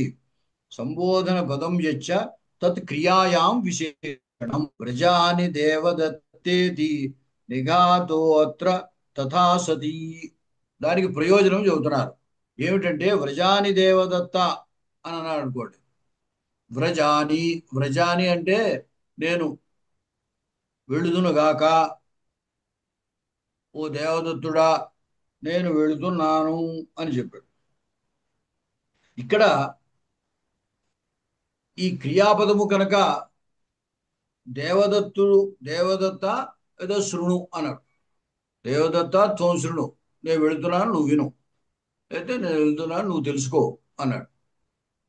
ఇటువంటి చోట ఈ సంబోధన పదానికి కూడా క్రియతో అన్వయం ఉంటుంది. క్రియతో కనుక అన్వయం విశేషణం కనుక కాకపోతే అక్కడ అనుదాత్తం అనేటువంటి స్వరం రాదు. కాబట్టి క్రియా విశేషణం అవడం చేత నిఘాత శేష నిఘాత అంటారు, అంటే అనుదాత్తం. ఆ అనుదాత్తం అనే స్వరం కూడా సిద్ధిస్తుంది. అక్కడ వ్యాఖ్యలో ఈ శ్లోకానికి వాక్యపతి ఏం రోజది, దానికి పుంజరాజు అనే ఆయన వ్యాఖ్య రాసి దానికి ఏమి వివరిస్తున్నారంటే ఆఖ్యాతం సవిశేషణం వాక్యం ఇది సమర్థ భాష్యోక్త వాక్య లక్షణస్య సంబోధన పదార్థస్య క్రియ విశేషణత్వ అభావే వ్రజాని దేవదత్త ఇత్యాదౌ అభావేన సమాన వాక్యే ఇది ప్రకృత్య విహితో నిఘాతః న స్యాత్ అని అర్థం. దీనికి సమర్థ సూత్ర భాష్యంలో వాక్య లక్షణం ఏం చెప్పారంటే ఆఖ్యాతం సవిశేషణం వాక్యం. ఆఖ్యాతం సవిశేషణం వాక్యం అంటే విశేషణముతో కూడిన ఆఖ్యాతం అంటే తిగంతం. విశేషణముతో కూడి ఉన్న తిగంతము వాక్యము అని వాక్య లక్షణం చెప్పారు. కాబట్టి వ్రజాని దేవదత్త అన్నారంటే దేవదత్త అని సంబోధన చేశారు. నేను వెళుతున్నాను అన్నాడు. ఇక్కడ మరి ఈ దేవదత్త అనే దానికి ఎక్కడికి అన్వయము అంచేత ఇది కూడా క్రియతో అన్వయించినప్పుడే వాక్య లక్షణం దానికి కుదురుతుంది. అందుచేత ఎందుకంటే తిగంతం ఒకటి వాక్యం అయిపోదు, తిగంతానికి విశేషణంగా ఏదో ఒకటి ఉండాలి కారకం. అందుచేత ఆఖ్యాతం సవిశేషణం వాక్యం అనే వాక్య లక్షణాన్ని అనుసరించి సంబోధన పదార్థం కూడా క్రియకు విశేషణం అవుతుంది. అంటే దేవదత్త అనే సంబోధన పదం యొక్క అర్థం ఏదైతే ఉందో అది వాక్యం అవ్వాలి అంటే క్రియతో అన్వయించాలి. అందుచేత అలా అన్వయించినప్పుడే ఈ వాక్య లక్షణం ఉంటుంది. ఆ సూత్రము చేత సమాన వాక్యే అనేటువంటి అనుదాత్త స్వరం సిద్ధిస్తుంది. అందుచేత ఏమన్నారంటే సంబోధన పదం యొక్క అర్థము క్రియా విశేషణం అవుతుంది అని చెప్పబడి. అక్కడ ఉద్దేశం ఏమిటంటే ప్రజాని అంటే నేను వెళ్ళుదునుగాక అని అర్థం. వ్రజధాతువు యొక్క లోటు ఉత్తమ పురుష ఏకవచనం. ఇప్పుడు వ్రజతు వ్రజతాత్ వ్రజతాం వ్రజంతు ప్రథమ పురుష, వ్రజ వ్రజతాత్ వ్రజతం వ్రజత మధ్యమ పురుష, వ్రజాని వ్రజావ వ్రజామా ఉత్తమ పురుష. కాబట్టి వ్రజాని అంటే అహం వ్రజాని అంటే నే వెళ్ళుదునుగాక అని. నే వెళ్ళుదునుగాక అన్నప్పుడు నేను వెళుతున్నాను అనేది నేను అనేది వ్రజాన్ని వెళుతున్నాను అనే క్రియతో అన్వయిస్తుంది.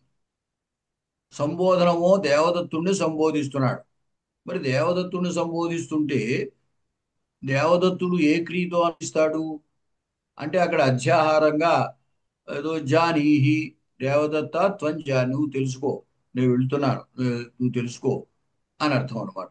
అలాగ అత్యాహారంగా క్రియ తెచ్చుకుని దానిలోకి సంబోధన పదం అర్థం అది విశేషణం అవుతుంది.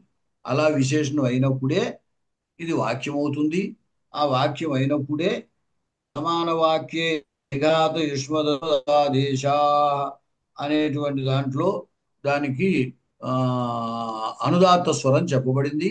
అప్పుడే ఆ అనుదాత్త స్వరం సిద్ధిస్తుంది అన్నారు. సంబోధన విభక్తే అనువాద్య విషయతయా అనువాద్యస్య చ విధేయే ఏవ అన్వయేన విధేయతాయాశ్చ క్రియానిష్టత్వేన తస్యామేవ అన్వయ ఇది యుక్తం. ఇక్కడ కూడా జాగ్రత్తగా ఒక్కొక్క దానికి లింకుగా చెబుతున్నారు. సంబోధన విభక్తి ఇంతకు ముందే చెప్పారు మనకి. సంబోధన విభక్తి అనేటువంటిది అనువాద్య విషయము, సిద్ధ విషయము. సిద్ధ కాబట్టి తెలిసిన దాన్ని చెబితే అనువాద్యం అవుతారు. కాబట్టి సంబోధన విభక్తికి అది అనువాద్య విషయత్వం, అంటే అది అనువాద్యమునందు విషయం అయ్యేటువంటిది సంబోధన విభక్తి. అంటే ఏమిటి? తెలిసిన దాన్నే చెప్పడం, సిద్ధించిన దాన్నే చెప్పడం. అనువాద్యస్య చ విధేయే ఏవ అన్వయేనా. ఈ అనువాద్యము దేని యందు అన్వయిస్తుందంటే విధేయమునందు అన్వయిస్తుంది. అంటే తెలిసిందా? ఇప్పుడు నువ్వు వెళ్ళు అంటే నువ్వు అనేది మనకి తెలుసు. తెలిసిన దాన్ని నువ్వు అనే పదం చేసి చెప్పాం. లేదు సంబోధనలో రామ బాల అని చెప్పాం. ఈ బాలుడు ఎవడో మనకి తెలుసు.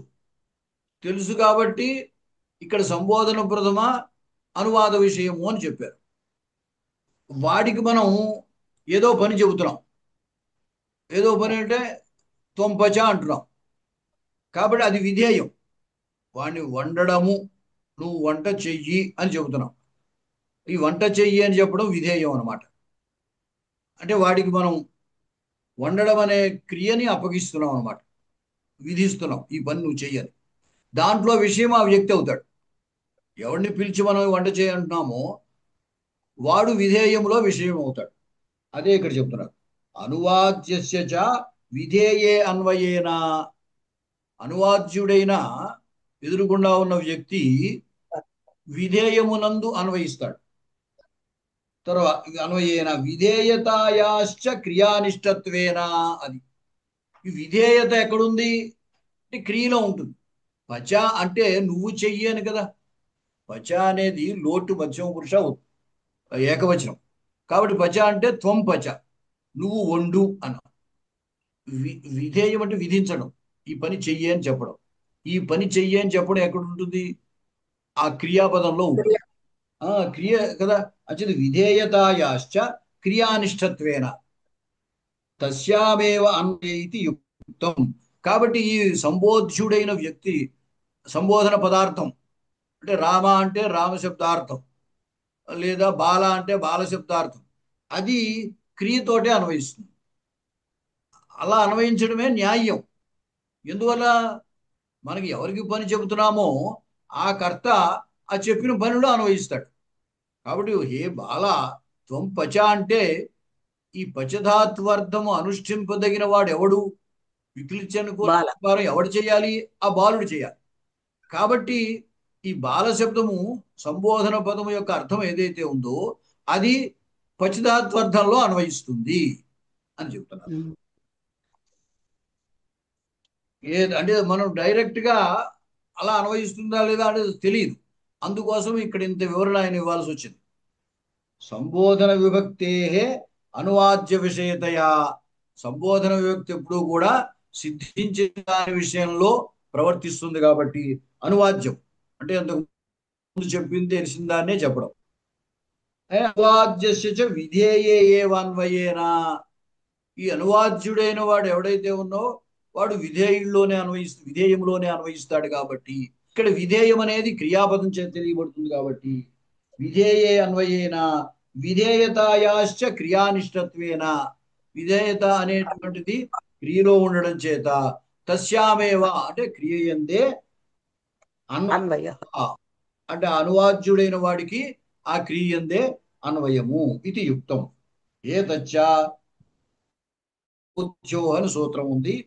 ఆ సూత్రే భాష్యే ధ్వనితం ఇది సమానాధికరణ సమాస ప్రకరణే సమాసవాదే నిరూపయిష్యామ. ఇంకా దీని సంగతి ఆ నంగి సంబుజ్జో అనే సూత్రంలో ధ్వనించింది అనే విషయము మేము సమాస ప్రకరణంలో ఇంకా నిరూపిస్తాము అన్నారు.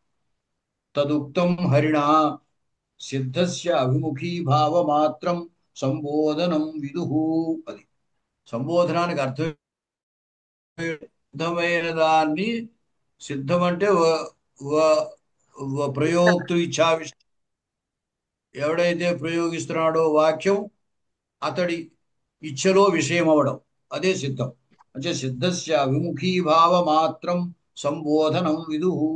అంచేతనే దీనికి విరోధంగా వస్తుందనే ఆ ఇచ్ఛా విషయత్వాన్ని కేవలం ప్రథమార్థంగా చెప్పడానికి వీలు లేదు అని చెప్పారు. ప్రాప్తాభిముఖ్యో హి అర్థాత్మ క్రియాసు వినియుజ్యతే.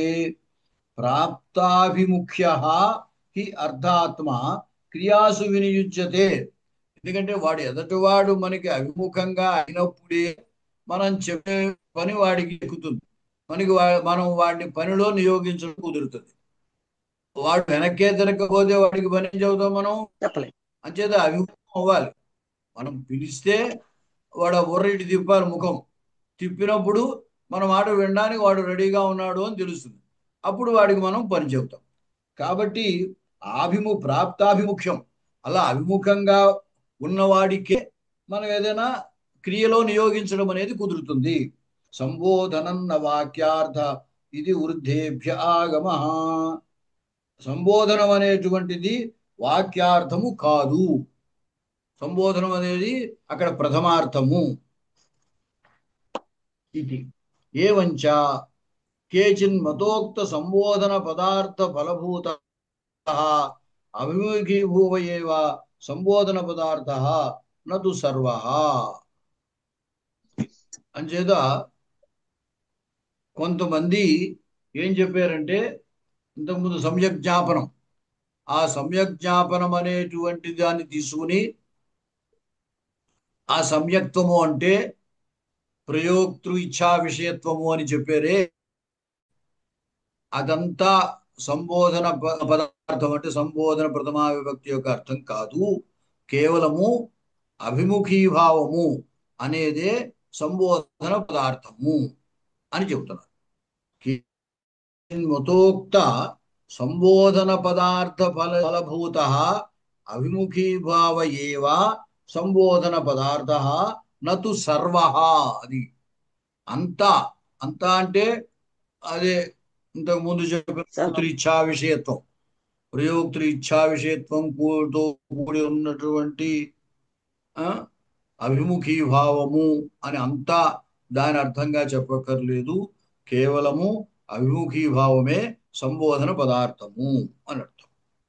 తదుక్తం అభిముఖీభావ మాత్రం ఇది. అభిముఖీభావ మాత్రమే సంబోధన పదార్థము. ఏవంచ క్రియాసు వినియోగ ఫలక అవిముఖీభావ సంబోధనమితి సూచితం. అందువల్ల క్రియాసు వినియోగ ఫలక, ఈ అవిముఖీభావానికి ఉపయోగం ఏమిటి? వాటిని క్రియలో ప్రవర్తింపజేయడం. కాబట్టి క్రియయందు వినియోగించడం, క్రియయందు వినియోగించడం అనేటువంటి ఫలము కలిగినది ఈ అభిముఖీభావం. ఆ అభిముఖీభావమే సంబోధనకి అర్థము. అత్ర సిద్ధస్య ఇచ్చనే తస్య అనువాద్యత్వం వినియుజ్యతే ఇచ్చనేన ప్రవర్తనా విషయ క్రియా సంబంధ తస్యేతి బోధితం. హరికారిక సూత్రం ఉంది కదా, అదే శ్లోకం, సిద్ధస్య అవిముఖీభావ మాత్రం సంబోధనం విదు. ప్రాప్తస్య అభిముఖ్యో సిద్ధస్య అని ఉంది కదా, ఆ సిద్ధస్య ఇచ్చేనేనా తస్య అనువాద్యత్వం. సిద్ధము అని చెప్పడం చేతనే మనం ఎవరిని చేయమో వాడు ఆ సంబోధన పదార్థము అనువాద్యము. అనువాద్యం అంటే తెలిసిన దాన్నే చెప్తే అనువాదం. అంచేత అనువాద్యత్వము. వినియుజ్యతే అనే దాని చేత ప్రవర్తన విషయ క్రియా సంబంధ తస్య. ఎవడైతే అనువాద్యుడు అయిన సంబోధ్యుడున్నాడో వాడు ప్రవర్తనా క్రియలో విషయం అవుతాడు. ప్రవర్తన విషయ క్రియా సంబంధం అతనికి ఉంటుంది. అంటే ఎవరిని పిలుస్తామో వాడే మనం చెప్పిన దాంట్లో ఆ పనిలో వినియోగింపబడతాడు. వాడిని పనిలో ఈ పని నువ్వు చెయ్యి పచా అని చెబుతున్నాం, మనం పిలిచాం బాలా అని పిలిచాం. కాబట్టి అనువాదం అంటే ఏం లేదు, మనం ఎవరిని పిలవాలనుకున్నామో వాడు అనువాద్యుడు అవుతాడు. ఆ అనువాద్యుడు అంటే తెలుస్తుంది కదా ఎవరిని పిలవాలో, మనం లోపల అనుకుంటాం కదా బాలుని పిలవాలి అని. తెలిసిన వాడినే ఈ సంబోధన శబ్దం చేత చెబుతున్నాం, అంచేత అనువాద్యుడు అవుతాడు. ఆ అనువాద్యుడు పచ అనే క్రియలో అన్వయిస్తాడు. ఈ రెండు వినియుజ్యతే అంటే ఎవరిని మనం పిలిచేమో వాడినే క్రియలో వినియోగిస్తాం. కాబట్టి సిద్ధ శబ్దము అనువాద్యుని చెబుతోంది. వినియుజ్యతే అనేది ఆ అనువాద్యుడైన వాడు మనం ఏ క్రియలైతే చెబుతున్నామో ఆ క్రియలో విషయం అవుతాడు, ఆ క్రియతో సంబంధం కలిగిన వాడు అవుతాడు అనే సంగతి తెలుస్తోంది. ఏవంచ అభిముఖ భవద్ రామాది ఉద్దేశ్యక ప్రవర్తన విషయ రక్షణం ఇది భావ బోధ. రామాత్రాయస్వ అనే వాక్యం ఉందనుకోండి, అక్కడ ఎలాగా అంటే చెబుతున్నాడు, మనం పిలవగానే ఆయన మనకి చూస్తాడు కదా, అంచేత అభిముఖ భవత్ అంటే మనకి అభిముఖంగా అవుతాడు. అలా అయినటువంటి వాడు రాముడు. ఆ రాముణ్ణి ఉద్దేశించి చెప్పినటువంటిది రక్షణం. అంచేత ఉద్దేశ్యక ప్రవర్తనా విషయం, వాడిని ఉద్దేశించి మనం చెప్పేటువంటి క్రియలో ఆయన విషయం అవుతాడు. ప్రవర్తన విషయ రక్షణం, ప్రవర్తనలో విషయమైనటువంటి రక్షణము ఈ రామాత్రాయస్వ అనే దానికి అర్థం. అంటే వైయాకరణుల పద్ధతిలో క్రియ ముఖ్య విశేషకమైన శాబ్దబోధ కాబట్టి రక్షణలో విషయమైన వాడు రాముడు మన ఉద్దేశింపబడినవాడు. ఆయన అవగానే తిరిగాడు, అప్పుడు ఏమైంది? అభిముఖ భవత్, అభిముఖంగా అయ్యాడు.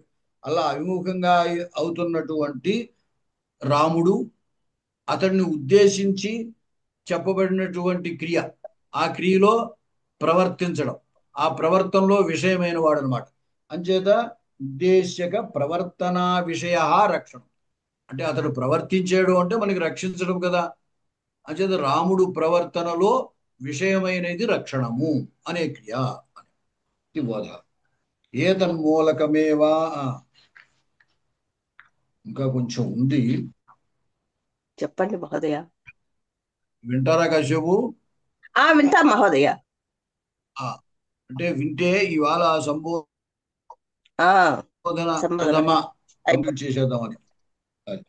వ్రజాని దేవదత్తా ఇచ్చాదావపి జానీహి ఇత్యధ్యాహారో వాక్యైక దేశ న్యాయేన అక్కడ వ్రజాని దేవదత్త అనే తోటి కూడా జానీహి అనే క్రియాని అధ్యాహారంగా తెచ్చుకోవాలి. ఎందుకంటే వ్రజాని అనేది ఉత్తమ పురుష, దేవదత్త అని ఎదురుగుండా ఉన్నవాడిని సంబోధిస్తున్నాం కాబట్టి అతనికి అన్వయించాలంటే క్రియ ఉండాలి, క్రియతో అన్వయించాలి.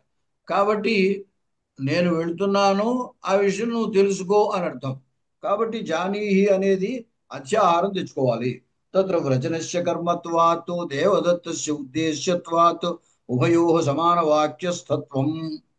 ఇక్కడ ఏమిటంటే నేను వెళ్తున్నాననేది నువ్వు తెలుసుకో అని కదా. అతడు తెలుసుకోవడంలో ఇతడు వెళ్ళడం కర్మ. నేను వెళ్తున్నాను అని నువ్వు తెలుసుకో అని అర్థం. కాబట్టి ఆ జ్ఞానానుకూల వ్యాపారం ఏదైతే ఉందో, అంటే దేవతలు తెలుసుకోవడం అనేది ఏదైతే ఉందో, దానిలో కర్మ నేను వెళ్తున్నాను అనేది. కాబట్టి వెళ్ళడం అనేది అతడు తెలుసుకోవడంలో కర్మ అవుతోంది. తద్వారా మొత్తం అంతా ఏకవాక్యం అవుతోంది. ఏకవాక్యం అవడం చేత ఆ సమాన వాక్యంలో వచ్చే అనుదాత్త స్వరం వస్తోంది. వావో వాక్యార్థ. ఇక్కడ వాక్యార్థం ఏంటంటే ఉద్దేశ్యుడమో దేవదత్తుడు, విధేయం ఏమిటంటే వ్రజాని ఇది వెళ్తున్నానని తెలుసుకో అనేది విధేయం అన్నమాట. అభిముఖీభవన అనుకూ సంబోధన విభక్త్యంత శబ్ద ప్రయోగ రూప వ్యాపారస్య ఇతర నైరపేక్ష్యేణైవ ప్రతీతే తన్న వాక్యార్థ ఇది తదర్థ ఇది బోధ్యం. ఇక్కడ అవిముఖీభవనానుకూల వ్యాపారం అనేది ఆ సంబోధన విభక్త్యంత శబ్ద ప్రయోగ రూప వ్యాపారస్య ఇతర నైరపేక్ష్యేణైవ ప్రతీతే. మనం ఇంతకు ముందు అనుకున్నాం, వాడు ఆ పనిలో ప్రవర్తించాలి అంటే తదనుకూల వ్యాపారము ప్రయోక్తలో ఉంటుంది అని. కాబట్టి సంబోధన విభక్త్యంత ప్రయోగ రూప వ్యాపారము ప్రయోజకకర్తలో ఉంటుంది. ఈ ప్రయోగకర్త ఈ శబ్ద ప్రయోగం చేశాక ప్రయోజ్యకర్తలో తదనుకూల వ్యాపారం ఏర్పడుతుంది. అటువంటి వ్యాపారానికి ఆశ్రయుడు ఆ ప్రయోజ్యకర్త అవుతాడు. ఇది ఇట్లాగా ఈ విషయం మనకి తెలియడానికి మరొక దానితో సంబంధం ఏమీ లేదు. ప్రయోగ రూప వ్యాపారస్య ఇతర నైరపేక్షేణైవ ప్రతీతే. ఇతర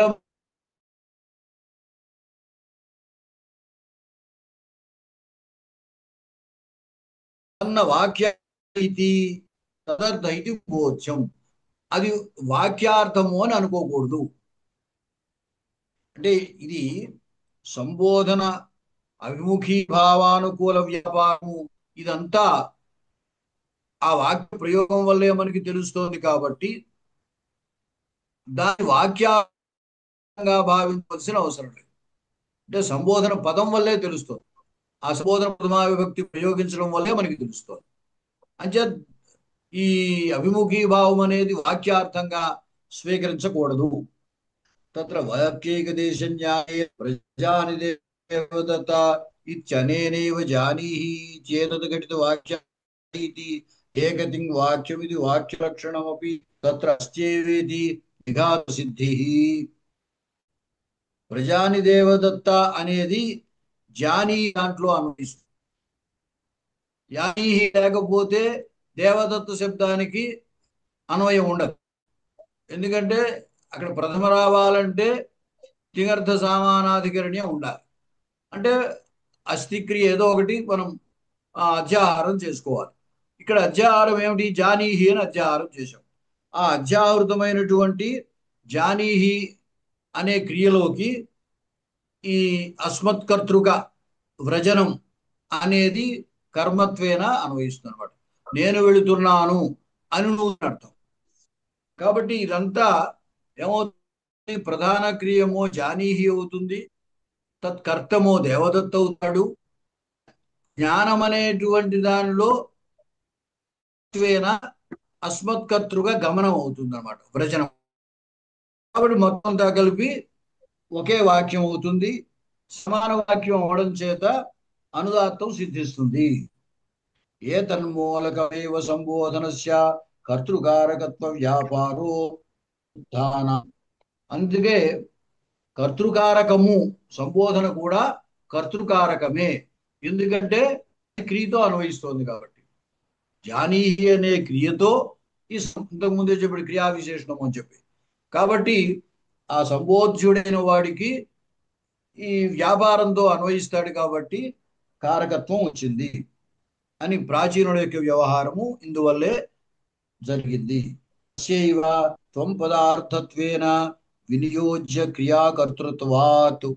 ఎవరిని సంబోధిస్తున్నామో త్వం పదార్థము చేత చెప్పబడేవాడు కూడా వాడే. త్వంపచ అన్నప్పుడు ఆ త్వం అనే పదార్థము చేత కర్త చెప్పబడతాడు.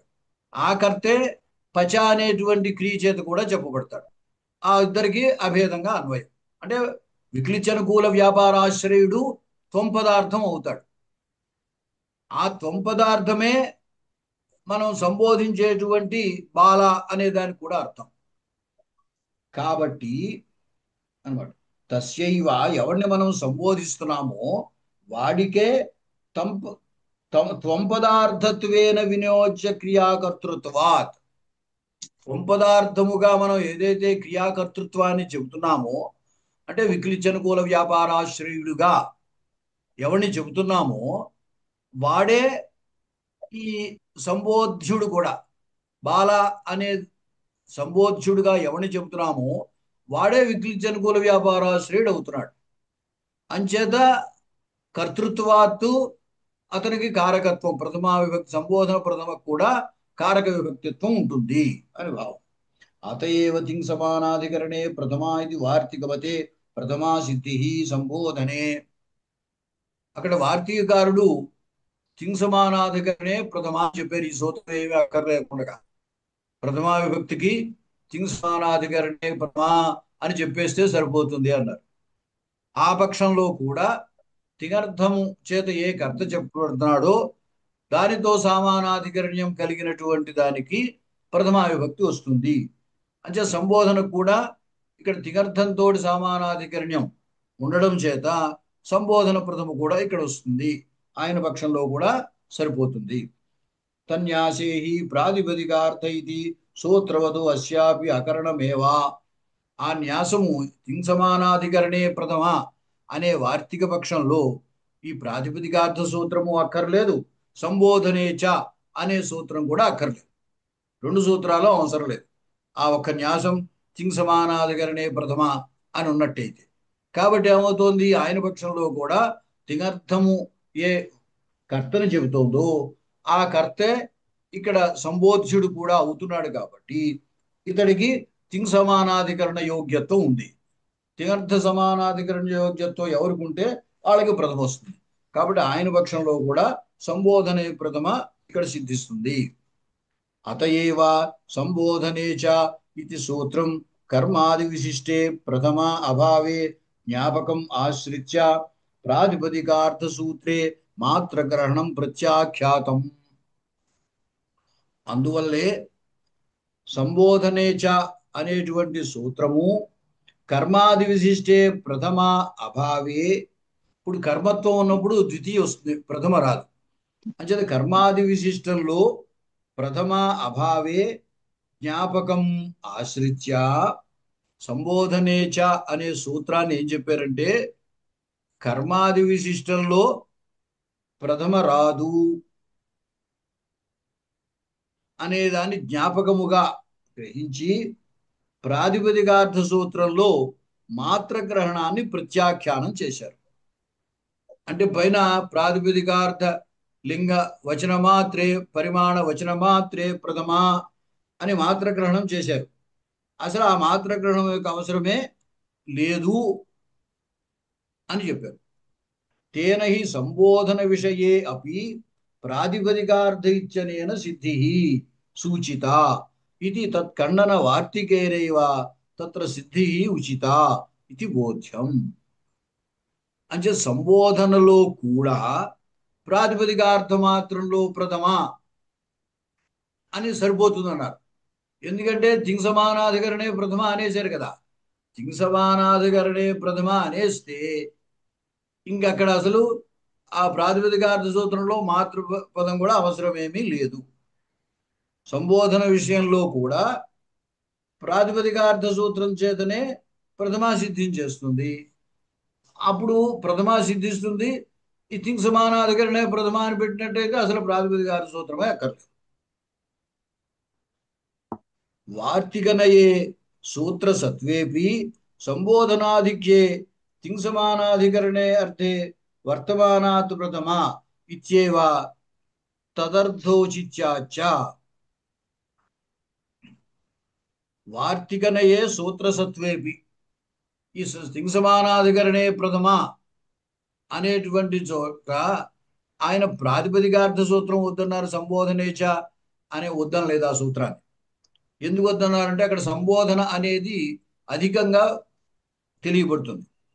అందువల్ల సంబోధనాధిక్యే తింగ్ సమానాధికరణే అర్థే వర్తమాన వర్తమానాత్ ప్రథమ ఇత్యేవ తదర్థ ఔచిత్యాత్.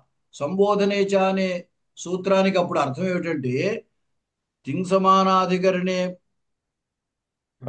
వర్తమానాత్ ప్రాతిపదికాత్ సంబోధనే అర్థే ప్రథమ అని. అంటే సంబోధనార్థం అక్కడ అధికంగా భాషిస్తుంది.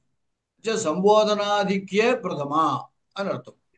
తస్మాత్ కర్తృకారకత్వం సంబోధనస్యేతి వృద్ధోక్తం సాత్వేవా. కాబట్టి సంబోధన విభక్తి కూడా కర్తృకారకత్వం ప్రథమ విభక్తిది, దానికి కూడా కర్తృకారకత్వం ఉన్నది అనేది ప్రాచీనుల యొక్క మాట. సత్యమే, నిజమే, సాధువే. వ్రజాని దేవదత్త ఇత్యాదౌ వ్రజన క్రియాన్వయేన ఏకవాక్యత్వమితి నయుక్తం.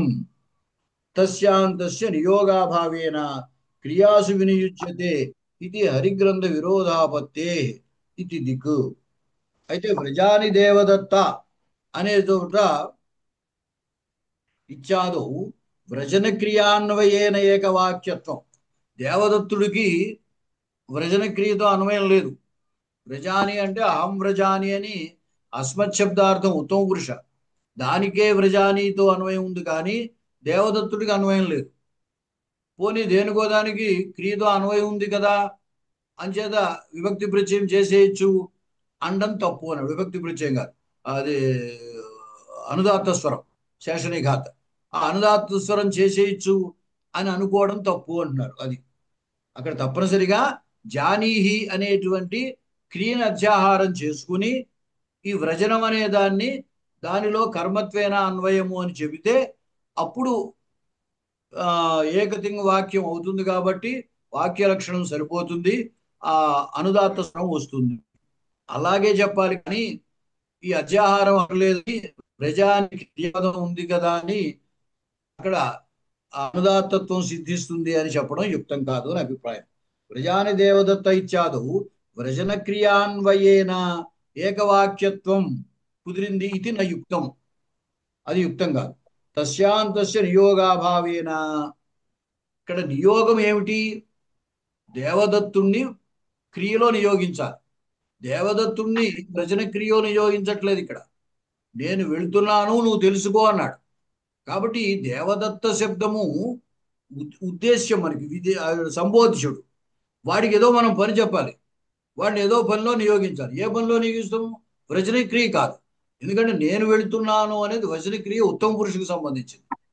కాబట్టి అతడికి క్రియానియోగం చేస్తే కానీ సంబోధ్య పదము అక్కడ ప్రథమా విభక్తి రాదు. అంచేత తప్పనిసరిగా జానీహి అనే క్రియను అధ్యాహారం చేసుకోవాలన్నమాట. అంచేత తస్యాం అంటే వచన క్రియాయాం, తస్య అంటే సంబోధ్య దేవదత్య నియోగాభావేన, నియోగం లేదు కాబట్టి. ఎదురుకుండా ఉన్న దేవదత్తుడికి వెళ్ళని చెప్పట్లేదు, నేను వెళుతున్నాను ఆ విషయం నువ్వు తెలుసుకో అని చెబుతున్నాం. కాబట్టి వ్రజన క్రియలో దేవదత్తుడిని నియోగించట్లేదు. కాబట్టి క్రియాసు వినియుజ్యతే అనేటువంటి హరిగ్రంథము సరిపోదు. వ్రజన క్రియను తీసుకుంటే తప్పనిసరిగా జానీహి అనే క్రియను అధ్యాహారం చేసుకునే చెప్పాలి అని ఉద్దేశం. యత్తు సంబోధనస్య ప్రకృత్యర్థ విశేషణత్వే గో బ్రాహ్మణ త్వం పచ ఇది ప్రయోగాపత్తి. ఇది తన్న. కొంతమంది ఏమన్నారంటే సంబోధనస్య ప్రకృత్యర్థ విశేషణత్వే.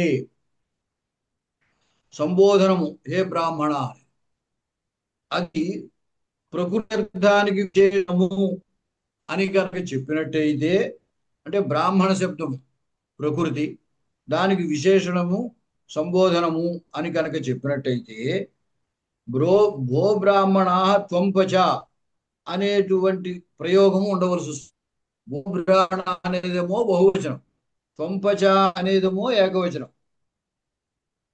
అటువంటిప్పుడు అటువంటి ప్రయోగం ఉండాల్సి వస్తుంది అన్నారు. ఎందుకంటే సంబోధనము ప్రకృత్యర్థ విశేషణం అంటే మనం ఎవరికైతే పని చెబుతున్నామో ఆ అతడు ప్రకృతి అర్థములకు బ్రాహ్మణ శబ్దానికి అతడే అర్థం.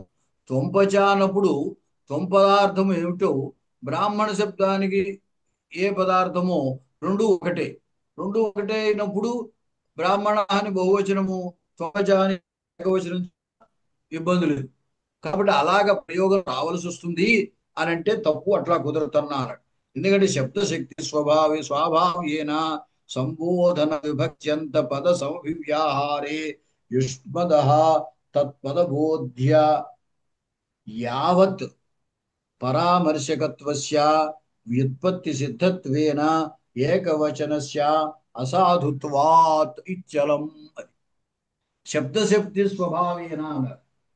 శబ్దశక్తి స్వభావము చేత సంబోధన విభక్త్యంత పద సంవ్యవహారే, సంబోధన ప్రథమా విభక్తి ఉన్నటువంటి పదం ఉన్నప్పుడు ఆ పదం పక్కన ఉండగా ఈ యుష్మత్ పదార్థం అంటే త్వం అనేది ఆ యుష్మద తత్పదబోధ్య యావత్ పరామర్శ పరామర్శకత్వాత్, అంటే తత్పదబోధ్యమైన ఏవత్ పరామర్శకత్వం అంటే త్వం పదార్థము చేత ఏకవచనము కూడా తెలియబడుతుంది.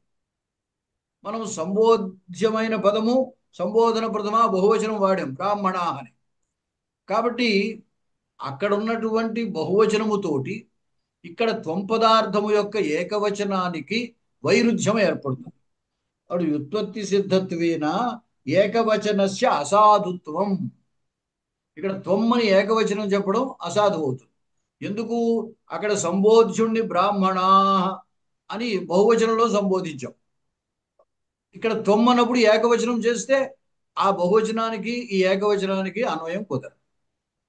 అంటే శబ్దశక్తి స్వభావం చేత ఎక్కడైతే సంబోధన పదం వాడేమో దానితోటి త్వం పదార్థానికి ఏకవాక్యత ఉండాలి, అన్వయం ఉండాలి. మనం బ్రాహ్మణ అని బహువచనంలో సంబోధించి త్వంపచ అని కనుక అన్నట్టయితే త్వం పదార్థమైన ఏకవచనం ఇక్కడ సంభవించదు. ఎందుకంటే యుష్మత్ శబ్దార్థంగా ఎవరిని చెబుతున్నామో వాడే బ్రాహ్మణ శబ్దార్థం కూడా. కాబట్టి బ్రాహ్మణ శబ్దార్థం బహువచనంలో ఉన్నప్పుడు ఏకవచనంలో యుష్మత్ శబ్దం ప్రయోగించడం కుదరదు. కాబట్టి సంబోధనస్య ప్రకృత్యర్థ విశేషణత్వము అన్నంత మాత్రం చేత ఓ బ్రాహ్మణత్వంపచ అనేటువంటి ప్రయోగము వచ్చే ప్రమాదం ఉంది అని చెప్పడం కుదరదు. అటువంటి ప్రయోగ ప్రమాదం ఏమీ లేదు అని అభిప్రాయము. లఘుమంజూషాయాం శుద్ధవాదే ప్రథమార్థ విచార తోటి ప్రథమా విభక్తి అర్థ విచారం అయింది. ఇంకా తర్వాత పాఠంలో ద్వితీయ విభక్తి చేద్దాం. ఇవిడికి చాలు. గురుగారు ఏం రాసుకోమంటారు? బోహో అనేది కూడా ఆ ఏమని రాసుకోమంటారు ఇవాళ? బోహో ఇది అనేది కూడా ఇక్కడైతే సంబోధన సంబోధన పదార్థ విచార అయితే సంబోధన ప్రథమార్థ విచార. ఆ, సంబోధన ప్రథమార్థ విచార అన్న సంబోధన ప్రథమార్థ విచార. అంతే. ఆ హెడ్డింగ్ కూడా సంబోధనే అట్లే ఉంది సూత్రే మహోదయ. అంటారు ఆయన. ఆ అంతే. సంబోధనే చ ఇది సూత్రే సంబోధన ప్రథమార్థ విచార. ఆ, అప్పుడు ప్రథమ లిఖితం మయ, లేకపోయినా పర్వాలేదు, లిఖితం మయ. సంబోధనార్థ విచారం అని రాసినా పర్వాలేదు. అలాగే శుభం. సమ్యక్ లిఖితం. ధన్యవాదాలు మహోదయ.